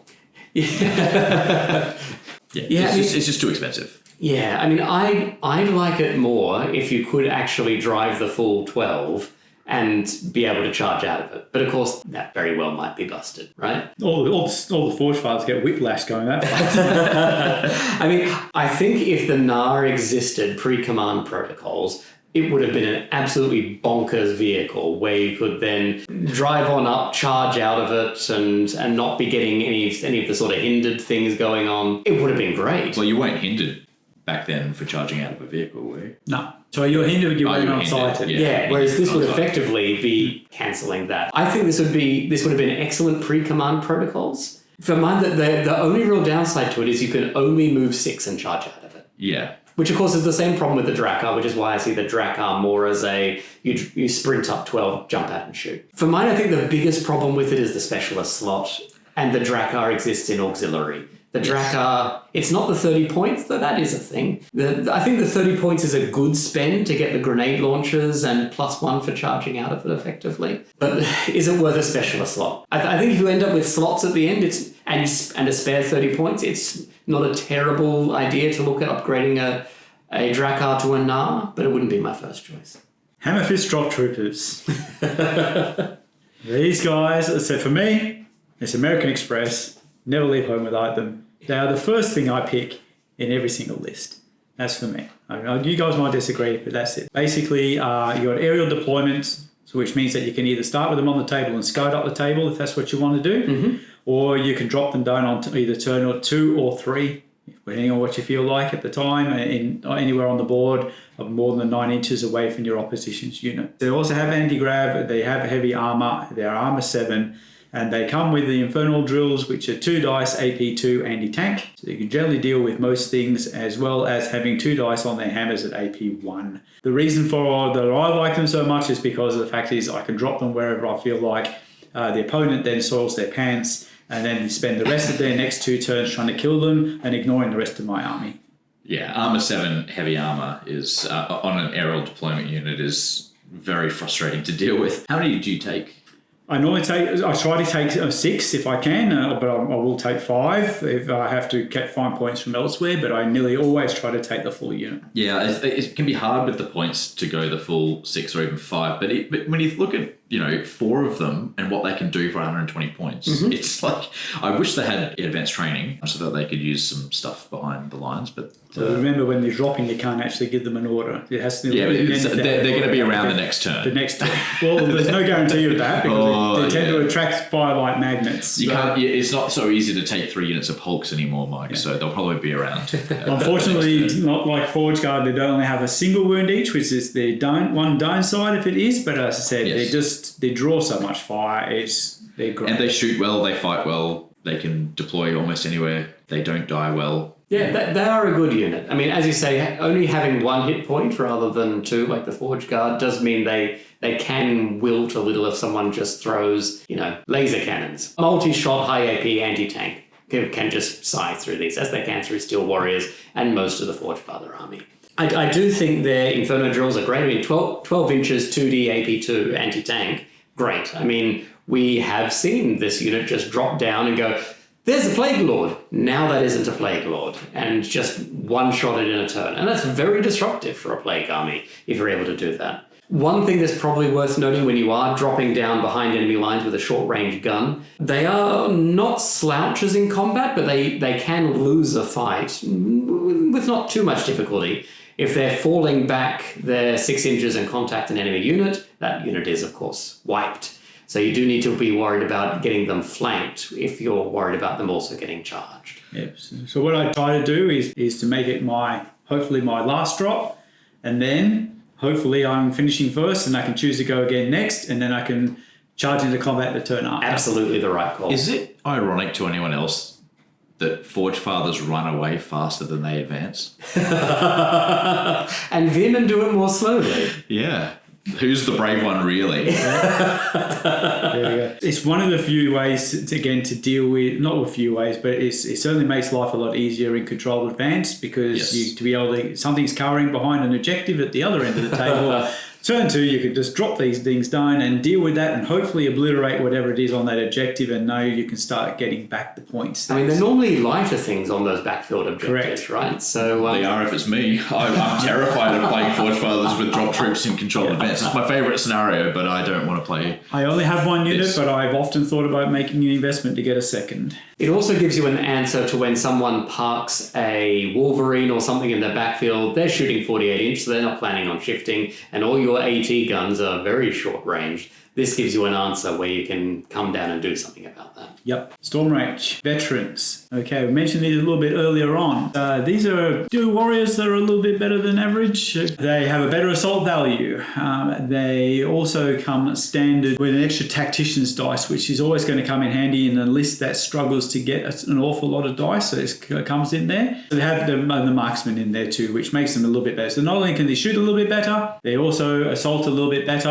Not that you really want to use them in an assault unit, but the best thing about these guys is you can get them for heavy weapons put in, and you can tailor them any way you like to be able to do the job that you want them to do. So I have to admit that I normally use them in the configuration of taking 4 missile launchers, and then I will potentially sit them on a rear objective or something like that in cover and spend your 3 points to give everything a reroll and let them rip. It's an expensive unit, but boy, does it put out some damage. But again, I've often toyed with taking a unit with 4 magma cannons, Stick them in a transport, and then doing the same thing there by running up and dealing with, some multi-wound unit that's sitting there, or whether it's a tank or, mutant rat fiend or something like that. Because shoot 4 marksmen with a magma cannon or a missile launcher. Mm-hmm. Yeah, I mean, I don't even mind them as do 2 Mjolnir and 2 magma cannons, right? Like turn 1, you're probably just shooting with the Mjolnirs, but that's still 4 dice. From turn 2 onwards, though, you can be shooting, because it's 18 inches for the magma cannon. Mm-hmm. They've all got targeting systems, so you can be splitting the shots if you want, or you can go, I really need that thing to die so I can put everything into that one. If they're dropping out of it, transport, I would say you go balls to the wall magma cannons. If they're walking up the field, would you stick 1 auto cannon in there so you can pin one unit and then drill 3 magma cannon shots into another? Probably, yeah, because the magma cannons are the ones with the targeting system, so you could do that. That seems enticing as well. They have a better nerve than Steel Warriors as well. It's just that if you take that Steel Warrior loadout of the Mjolnir and the Hailstorm on a unit of 5, that's the same price as the starting unit of Storm Range Veterans. So all the weapons on top of that, which are not cheap. When you're talking about buying special weapons on 4 of them, they're 10 to 15 points per special weapon. That starts to add up. So you're looking more at like a closer to 200-point unit. Yep. Which is probably the only downside to that 4 heavy weapons in a Drakkar, is because that's an expensive unit to lose. And guess what's going to die first? and actually, you raise a good point. It's not the person who's carrying only the rifle. The leader is carrying only a rifle or a pistol, and he dies last, which is a little bit annoying, but... It's a good thing you got your best mate, the Forge Guard Haskell nearby. to regenerate those special weapons, yeah. I think the full loadout of Mjolnirs would be a little bit more tempting for me if they were anti-tank as well, and more AP like the Enforcer ones are. But but so would I have 4 to sit back? I mean, maybe it's fun, but I'd probably rather just have a unit of 5 Steel Warriors with 2 Mjolnirs at that point, because the extra assault and the extra nerve and all that doesn't really matter that much. I mean, the marksman would be super great, right? Like that's one of the reasons why you want to take the Storm Range Veterans and the tactician dice. I mean, if you want marksman, you can just take a Steel Warrior. There you go. Get everyone command point. Because that's cheap. And we've talked about the next one being a little bit outclassed. Yeah, well, the Forge Guard a good enough unit as it is, but where you're going to start running into problems is you're not going to have enough unlocks to take all the leaders you want and all the specialists you want. So it suffers from the fact that if you're going to take Forge Guard, you're normally going to take them with the Forge Guard Haskell. But the unit themselves are awesome. You go up to unit strength 2. I typically used to always take them with a missile launcher because you still keep your Mark III weapon as well as a missile launcher. I think it's quite effective for its points if you've got a unit in there. And again, they're rock hard. They're the Anvil's Anvil. They're the Anvil's Anvil. But listen, the Anvil's they got bite. Like, they're still firing 2 shots each, so they're still getting 8 shots at AP1. And then if you want to take them on in combat too, they're getting 12 dice. They are a rock hard unit. But I said there's nothing wrong with taking them as a unit. I generally don't have the slots for them because of other items that I want to take, which is basically, as I said, the drop troopers and the bikes typically. By the time I've taken a leader or 2, I'm starting to struggle to find the points and the availability to take another slot. Yeah, I think you're generally going to, because like I would want to squeeze in 2 Huskarls, that just edges the regular unit out. But they do have some pretty cool weapons choices that means you can sort of get some things, the right shots where they're needed. It is interesting that for 210 points, though, you can take a unit of 4 Forge Guard where 3 of them have the Mjolnir and their Hailstorm Rifle. That's a lot of shots on forwards. And all of the Mjolnirs themselves have targeting systems, right? So you can say, right, these 6-shot missile shots are going over there, and then how many does the rest of the unit have? 2 each. 2 each. So these 8 shots are going over here. Like that's a lot of shots on fours, all with AP, and some of them with blast. Armor 7, heavy armor, 2 wounds each. It's probably regenerating with a skull nearby. Regenerating, like they're rock hard. I think I'd rather leave the anti-tank stuff to someone else. But like you said, just because the Mjolnir lets you keep your rifle, that's like, it's a 20-point upgrade. It's 15 for other units in the troop slot. Exactly. And they lose their rifle. He gets to keep the rifle. And these have 2 hit points. So, with the armor 7 and with the regen, they're very hard to shift. They get wounds back over time. Like, I think they're very solid. Very pricey though. I probably would like if I was going to run a specialist version of them, I would only ever run 1 because you're running out of points mighty fast. You're not going to put in a Forge Guard unit in place of your second Forge Guard or Skull. There's an entire body's worth of difference in points between the 2. So you get 4 Forge Guard for about the same price as a Forge Guard Huskar with a retinue of 2. So that's a full body of something where they're quality bodies. It's not just an extra 1-point guy that can do 1 shot. They're extremely quality bodies. And that's what you're trading to take the Huskar instead of the unit. That's something to consider. Yeah, okay. All right, well, let's roll ourselves onto the support slots. Now, I mean, I think unlike the command slots where we're overburdened with awesome choices and the troops and the specialists, the support slots might be a little bit more hit and miss. What do you reckon, Luke? Yeah, so start with a miss? We'll start with a miss. Well, it's a miss because it could have been so much cooler. But it's fine. So the first support unit we have is the Heavy Inferno Job. So it's 70 points, which is on the cheap side, and it has a shoot value of 4, which is pretty good compared to similar units in other lists for similar points costs as well. It has 2 dice at 18 inches. That's the downside. AP 5, anti-tank, devastating. D2 plus 1 is an upside, and it's a construct, so it can't be pinned. Armor 5, 3 hit points is also a bit of a down. That's an enormous 3 hit points on armor 5. On a height 3 thing. But it shoots quite well. So as a second or third option for a ranged anti-tank, 70 points is not too much. I think it's fine. D2 plus 1 is really good compared to its counterparts in other lists. Construct, it's fine. It's not awful. It's cheap. But I think generally you're not looking for cheap things in your support slots. Well, I mean, everything else is so expensive, maybe you need to. Maybe you need to. I don't know if I'd want to throw 70 points away on 3 hit points, armor 5, on something which is an 18-inch range. I mean, if it's going up in order to engage, it's only going to shoot once. Like I said, I'd rather have a halter to do the same job for 20 points more. Yeah. In a specialist. But if I really, really needed those 20 points, I'd consider it. Like, if you're playing a 1,000-point game, for example, that's a really good reason to take one of these. I've run a Rumble in Veerman, okay? I've run a Gun Track in Marauders. They're the similar units in other lists. They all suck but you know what they are going in, and you're like, I just need another wound or a pin on a tank or something from a unit that's cheap, and that's what they give you. Yeah, those units have range though, and this doesn't. Yeah. This is fragile, short ranged. You had a really good idea how to make this unit awesome. What was that, Sam? Well, I mean, for mine, this is a mining drill, right? This is what the Brockers actually use in order to break up the bedrock and so on and go in and excavate. If it's a mining drill, give it subterranean deployment. Yep. Is it good? No. Is it awesome? Yes. It does mean that it will at least get that one shot and then it die. can get somewhere where it can shoot. Yep. Yeah. Sub-deployment would be something a bit interesting. Yes. Low points value game, maybe. It got hurt because of the change coming into command protocols and the design of making all the Forge Father anti-tank weapons very short range. And that was obviously a design choice across it. It doesn't make much sense compared to early editions in Dead Zone, but that's what they've decided to do, and that's the way it is. But it's unusually very glass hammer in the list that's completely opposite. It just feels completely out of place to me in its current form. And it's not even just that it's fragile and short range. It's slow, fragile, and short range. Well, slow and short range are common themes across the whole list. Sure, but I mean, but you can understand it's like three wounds it's not. short range and fragile, but it's fast, or it's long ranged and fragile, but it's super slow. Yeah. Whereas this is.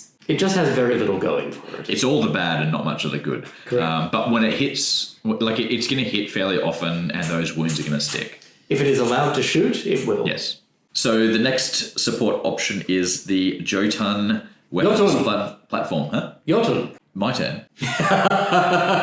It's another tracked vehicle. This one can have the quad heavy hailstorm cannon, which is 8 dice AP2.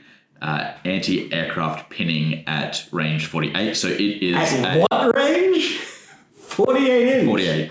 That's yeah. So great. this is a flat cannon. Yeah. On a track. It can also, for 20 points more, up to 110 points, get a 24-inch 2 dice AP6 anti-tank devastating D2 +1.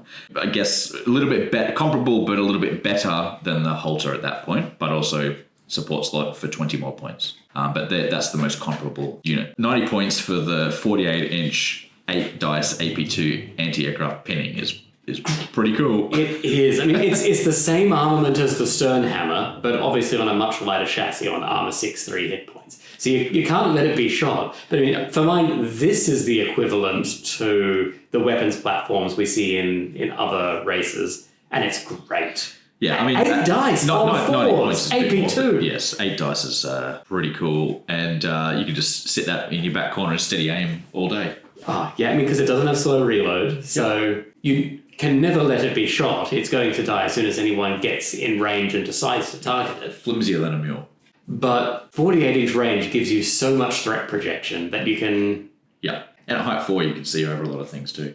Mike, you run this? Well, yeah, I would run it, and I have run it, but I have got no problems with it. It does amazing of what it's supposed to do, and I'm not going to argue with anybody about that. My point, or my belief, when I'm doing things, I don't find I need more pinning anti-aircraft in Forge Father list at this point in the game. I'm not looking for that kind of weapon by the time I get into the support slots, and that's where I don't end up taking them, because I need something else. But generally I'm looking for the anti-tank at that point, and it doesn't do anti-tank. It is amazing, I agree, but it's just not what I'm looking for by the time I get to here. Yeah, fair. I mean, obviously it can do anti-tank, but I would never take the magma cannon option, because it is armor 6/3 hit points, and if I need to get within 24-inch range, I'm going to be killed. Yep. Of all the factions that don't need anti-aircraft, Forge Shards is the one,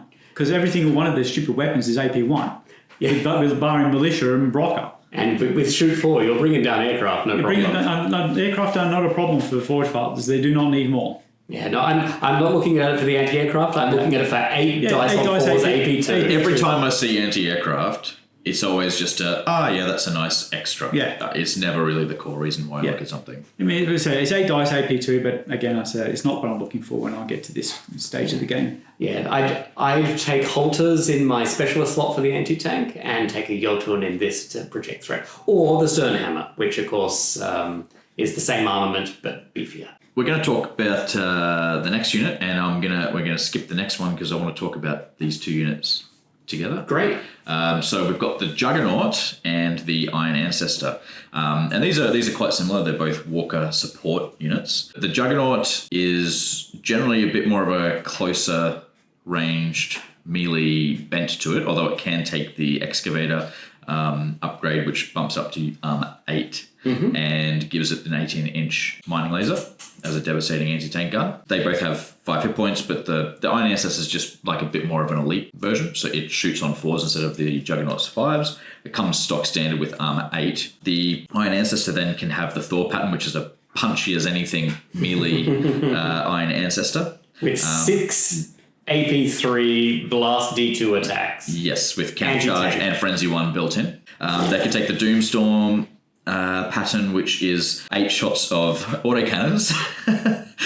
So 8 shots on 4s with AP1 and pinning. Yeah. I don't know if... Sorry, go on. We'll chat about what we're taking. And my personal favourite variant, which is the Hellamol pattern, which gives you a 18-inch 2-dice AP4 anti-tank devastating 2 weapon, so an anti-tank gun, a range 12 flamer with 2 dice, and the 3-dice AP2 melee weapon as well, the Servo Fist, which is quite good, but he gains shield 3 and shield generator, which turns this into an oppressively hard to shift little tank walking around in the middle of the field. Yeah. Which of these is your favourite, and under what circumstances would you choose a Juggernaut over an Iron Ancestor? So, I mean, I think it's worth calling out, so the Juggernaut is shoot 5 and assault 4. Yes. And the Iron Ancestor is shoot 4 and assault 5. Yeah. So if I'm looking to lean into assault, I could take the Juggernaut. And if I'm looking to lean into shooting, I guess I can take the Iron Ancestor. I don't know if I'd go the Doomstorm, just because if I'm looking to do 8 dice worth of shooting, I can take the Jotun and do it at AP2. Or I can take the Sternhammer and have a tough thing and doing it at AP2. For not much difference in the points. So I don't know if I'm taking the Doomstorm. Thor, I think, would be fun. And if I was running a Carthy, the ability to charge 15-inch with the Thor is pretty potent. On the Juggernaut end of things, I don't know if I'd go the mining laser. Not on shoot 5. Not on shoot 5. I keep my 10 points and have a 4D AP1 blast D2 it burns weapon. Yeah. That's pretty great. I'll take that, thanks. And also keeping my 4D AP3 anti-tank melee weapon. So, I mean, I'd always go the Torture over the Excavator for the Juggernaut. But I think, same as you, the best call is the Hellamol. Shield 3. It is the most expensive of them. 145 points for that loadout. It's very expensive. It is, and so if I were going cheap, just 100 points for a Juggernaut Torture, and you can pay 20 points to give it Armor 8 if you want to, but maybe you don't need to. 100 points, and you've got a very potent close range, and then it charges in unit. And if you take the command tank, he can go. Yeah, absolutely. You can move 9 and shoot that flamer or charge 15. Mike? I agree with you guys. This is where my support slots go into 2 Hellamals. That's where I'm getting my ouch. That's basically it. That's where the slots are going into. I would be tempted potentially to take a Doomstorm if it had targeting systems, so I could try and pin 2 different units with it. Oh yeah, that's nice. But it doesn't, so I don't. And the Thor is a great distraction unit to shove up the board and watch people try to deal with it. It's I dislike them immensely. Yeah, it's just one of those things that you kind of go, oh my god, and it's another one of those things where you can just make someone soil their pants as that you've got them running towards you. So. And that's why I prefer them over the Sternhammer, which we'll get to in a moment.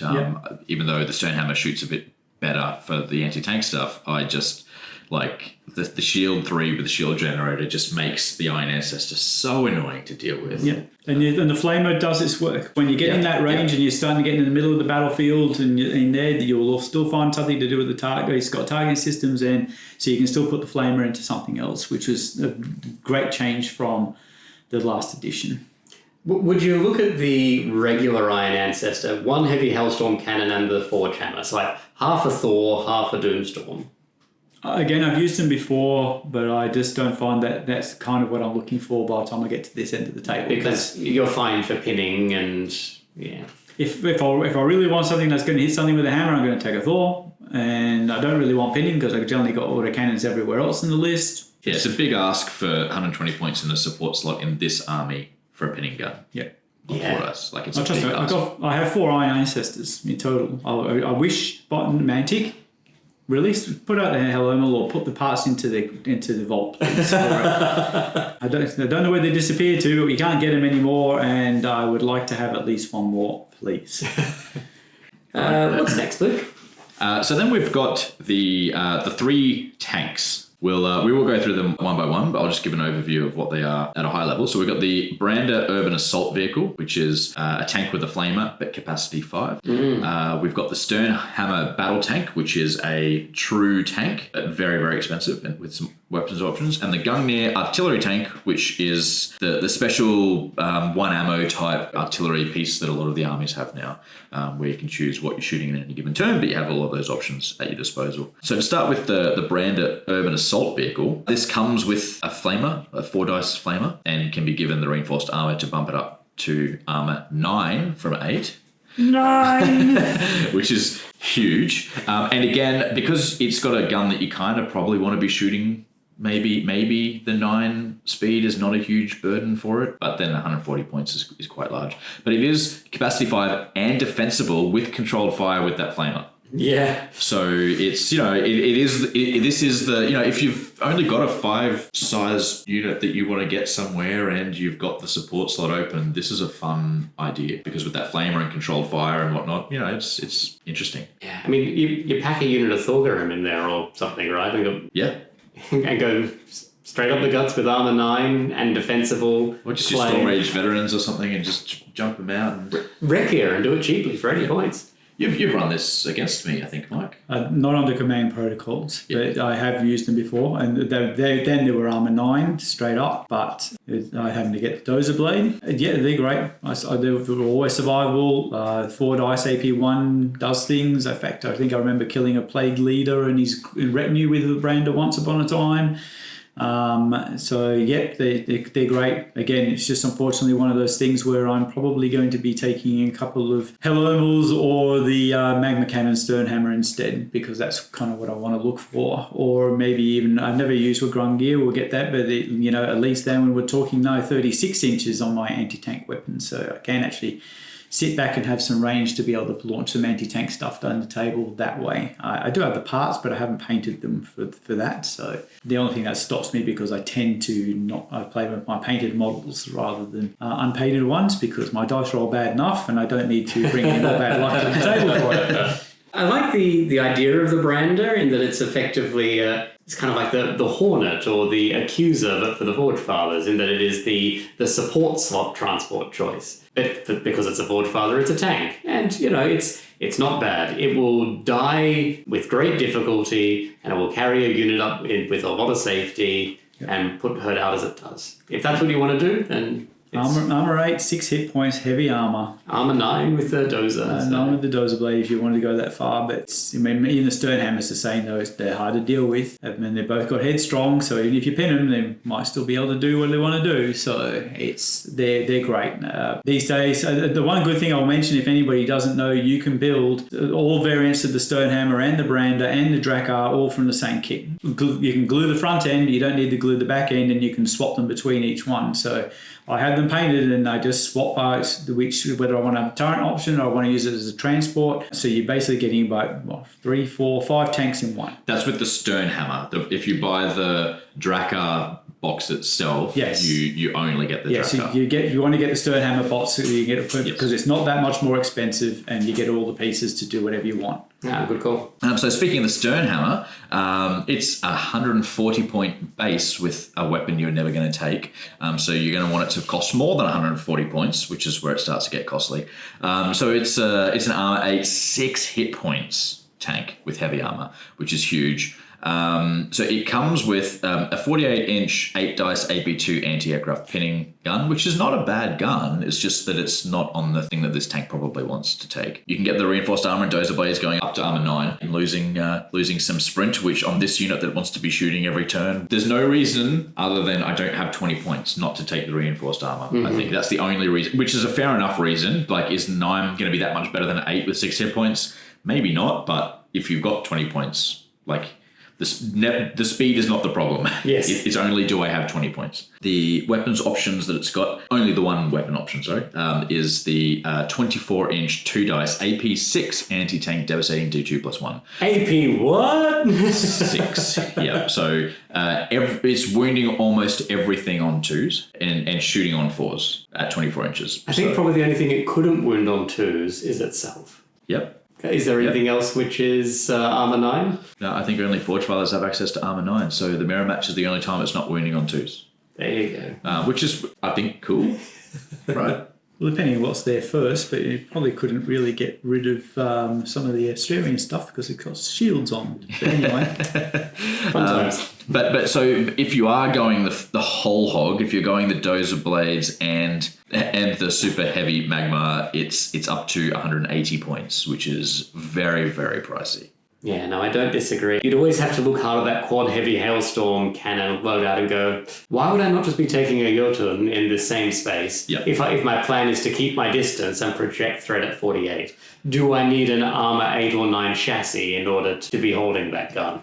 Probably not. No. But that's it. If you're driving up with a 24-inch gun, yeah, you probably do want to be armor 9.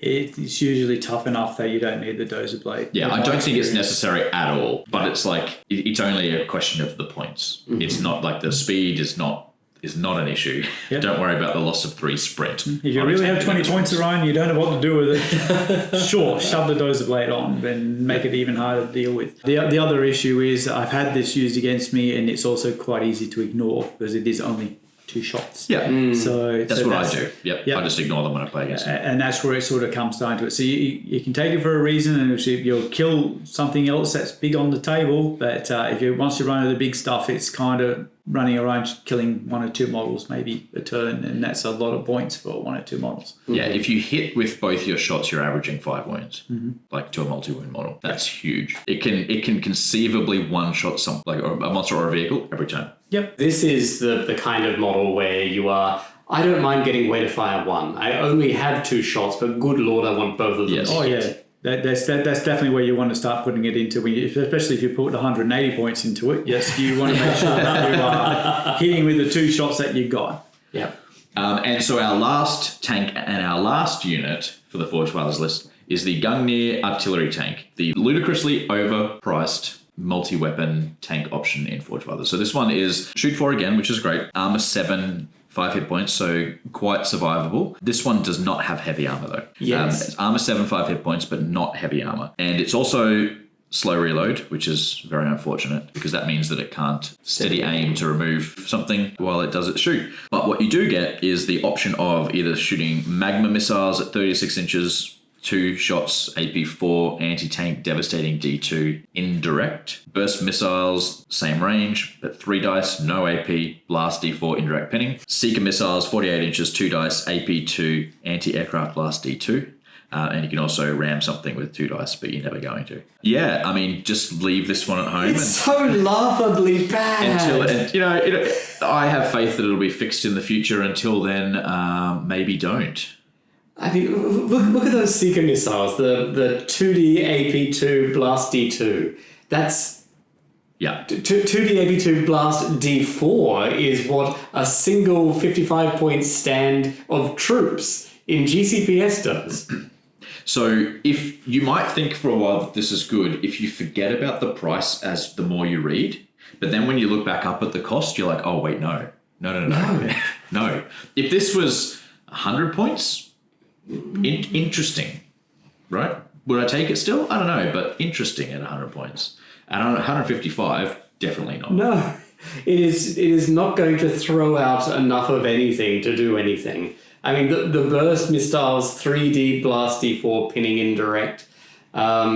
The magma missiles is about the only thing, but when you look at... for 5 points more you get a stern hammer. Exactly. That's exactly what I was going to say, but for 5 points more you can get a stern hammer. His heavy armour has more hit points and better armour. You know what? I would trade the advanced training on the Valkyr to upgrade it and go near to a stern hammer any day. Yeah. It's one of these, all the multi-thing stuff, with the possible exception of the Wolverine. Unfortunately, they've been overcosted. They've been costed for each weapon option. In my opinion, it appears to be costed for each weapon option, even though they can only use one a turn. I think there is value in versatility, right? Yeah. And that's what it's. But I think they've just been the versatility has been a little bit overvalued. I think for mine it's the indirect. I mean, we know that's the case across a lot of things, that the indirect things are just far too expensive. I mean, particularly for a shoot 4 unit gaining indirect, you will never really want to shoot indirect. It's such a massive -3 to hit just to get indirect. That's a big hit. But you're paying the full cost for it as if you were ever going to use it. Yeah, the only time I don't mind indirect is when I'm shooting with Rainmakers and I'm just like, I don't mind just throwing 2 rockets over there to try and pin something on 7s sometimes while I'm shooting a bunch of other stuff into this over here. So where you've got lots of shots with targeting systems, then, like if there's an indirect shot in there, you can throw at something else, great. If that's your entire activation for a 155 point unit, you don't want to be rolling on 7s ever. No. So no. No, I hate to finish on a downer, but I guess that was the last unit. Unfortunately, it's the one sits on the list. But I think probably our big takeaway from so much of the Forge Father stuff is just how many quality units there are in the list, and that your big problem in list building is how on earth do I build a list with so many amazing options? I said on my journey with Forge Fathers, I'm starting to realise more and more that it's probably better to be looking at the melee options rather than the shooting options. Well, with that, shall we have a bit of a run through the lists we've designed? My list is called Stake Your Claim. This list is all about making very early inroads up the board, staking out the objectives in the centre of the board and saying, this is mine. Plant yourself like a tree and say, no, you move. Get off my lawn. 100%. Walking up and forcing them to deal with you. So the list is 2 Drakkar APCs. They each have a Forge Guard Huskarl in there with a retinue of 3 other Forge Guard. Accompanying each of those Forge Guard Huskarls, one is a unit of 6 Wrecker, the other is a unit of 6 Steel Warriors with 2 Magma Cannons. So each of those picks an objective, plants themselves on it, triggers a regen bubble, Forge Guard deal with the melee threats, and tossing out flamers and anti-tank shots from the other units. In addition to that, I have 2 halter half-tracks, each of them with the magma cannons in order to go and bust tanks, particularly, as we were chatting about, any transports which can be coming in order to make roads against me. I want them to be walking all the way. There's also a Helomel Iron Ancestor coming up in the second line alongside a unit of 6 Brocker. And finally, in the backfield, I do have 1 Sternhammer Battle Tank, which does have the quad heavy Hailstorms, just so I do have a little bit of long range shooting in there. I'm actually pretty well served for the short-range anti-tank with the Halters and the Steel Warriors. The last unit in there is 1 unit of 2 Valkyr to go and swoop in on any objectives that I'm able to also have cleared. So that is Stake Your Claim, an aggressive centre-of-the-board strategy for Forge Fathers.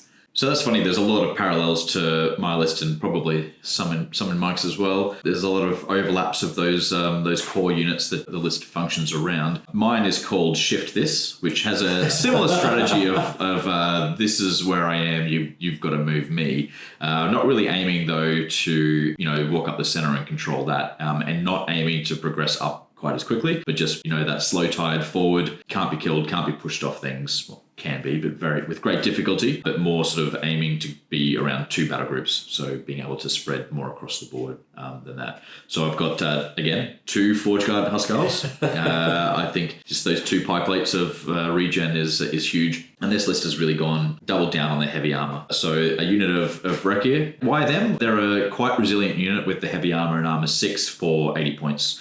And the Flamers, having played some low nerve armies myself, I'm sometimes very scared of them. So they're just there to wreak havoc. 2 units of militia. So these, I think, might be the only things without heavy armor. But they're just 90 points for 10 bodies. They can sit on backfield objectives in something like Controlled Advance. Or they can be the ones to run forward to claim objectives early, die while everything else comes up a bit slower, laying down fire to then claim the objectives in the later rounds. So they are expendable. Poor militia, salute the fallen. 2 units of the Steel Warriors, just 5 of them in each, but they both have a Mjolnir and a Hailstorm autocannon, so we've got some pinning to spread out and some long-range firepower.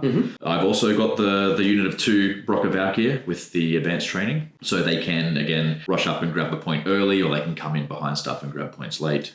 They can be used as needed. 1 Halter half-track for me with the heavy magma cannon, a unit of 4 Hammer Fist drop troopers. So that's to while I'm plodding forward in your front, they're dropping in behind to cause a bit of damage. And then the ever-present Iron Ancestor Elemental pattern for the extra anti-tank and the shield shenanigans. So that's 11 drops at 1250, which is quite good, I feel, for Forge Fathers and how elite they can be. Is quite lacking in close combat, but it's not aiming to spend too much time in close combat. So, what can you do? Mike? Okay, so just to preface this, if people haven't worked it out by now, my co-hosts are probably the more serious people or tournament building lists, and I'm the man who brought you 6 Crestivores in the mules. So I tend to do things a little bit differently, and this list is, I've not played this list before, but I did want to bring something here to the table today to hopefully potentially inspire someone to think a little bit outside the box on what you can do with Forge Fathers. So I'm starting off with the Thorgarum Haskell, and he's got 4 buddies to go with him, and the other command option I'm taking is the Kafi command tank. So we might start to get an indication of what I'm up to here. But then I have 2 small units of Brockers, just units of 5, they're basically just going to be sitting there on the objective post, sitting on the second line, sitting on the rear objective on control advance or something along those lines, but probably following the front line. Then I have not 1, not 2, but 3 other units of Thorgarum, just minimum units, 5 in each. With them is going to be 2 Nar assault tanks. So each of those 4 units of Thorgarum are sitting in the Nars. Well and truly in the picture now as I'm talking, so that's a lot of, 2 attacks each, AP2 seismic shots, so it's assault going through, and hopefully with the Nar being able to get them to where they need to be. Then, unfortunately, I couldn't go without them because I said they're American Express to me. I need to have a unit of 5 drop troops. I can't leave home without them. They are my security blanket, and I could not go past them again.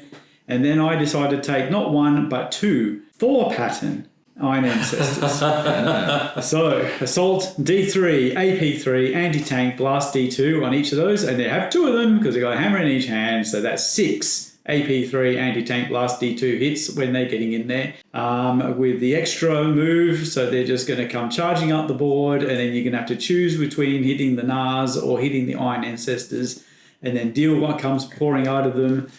Generally assault 3, AP whatever, and everything is either AP 1, 2, 3 or seismic. Deal with it. Nice. How many drops is that? It is 12 drops. Yeah, well. And unit strength 18.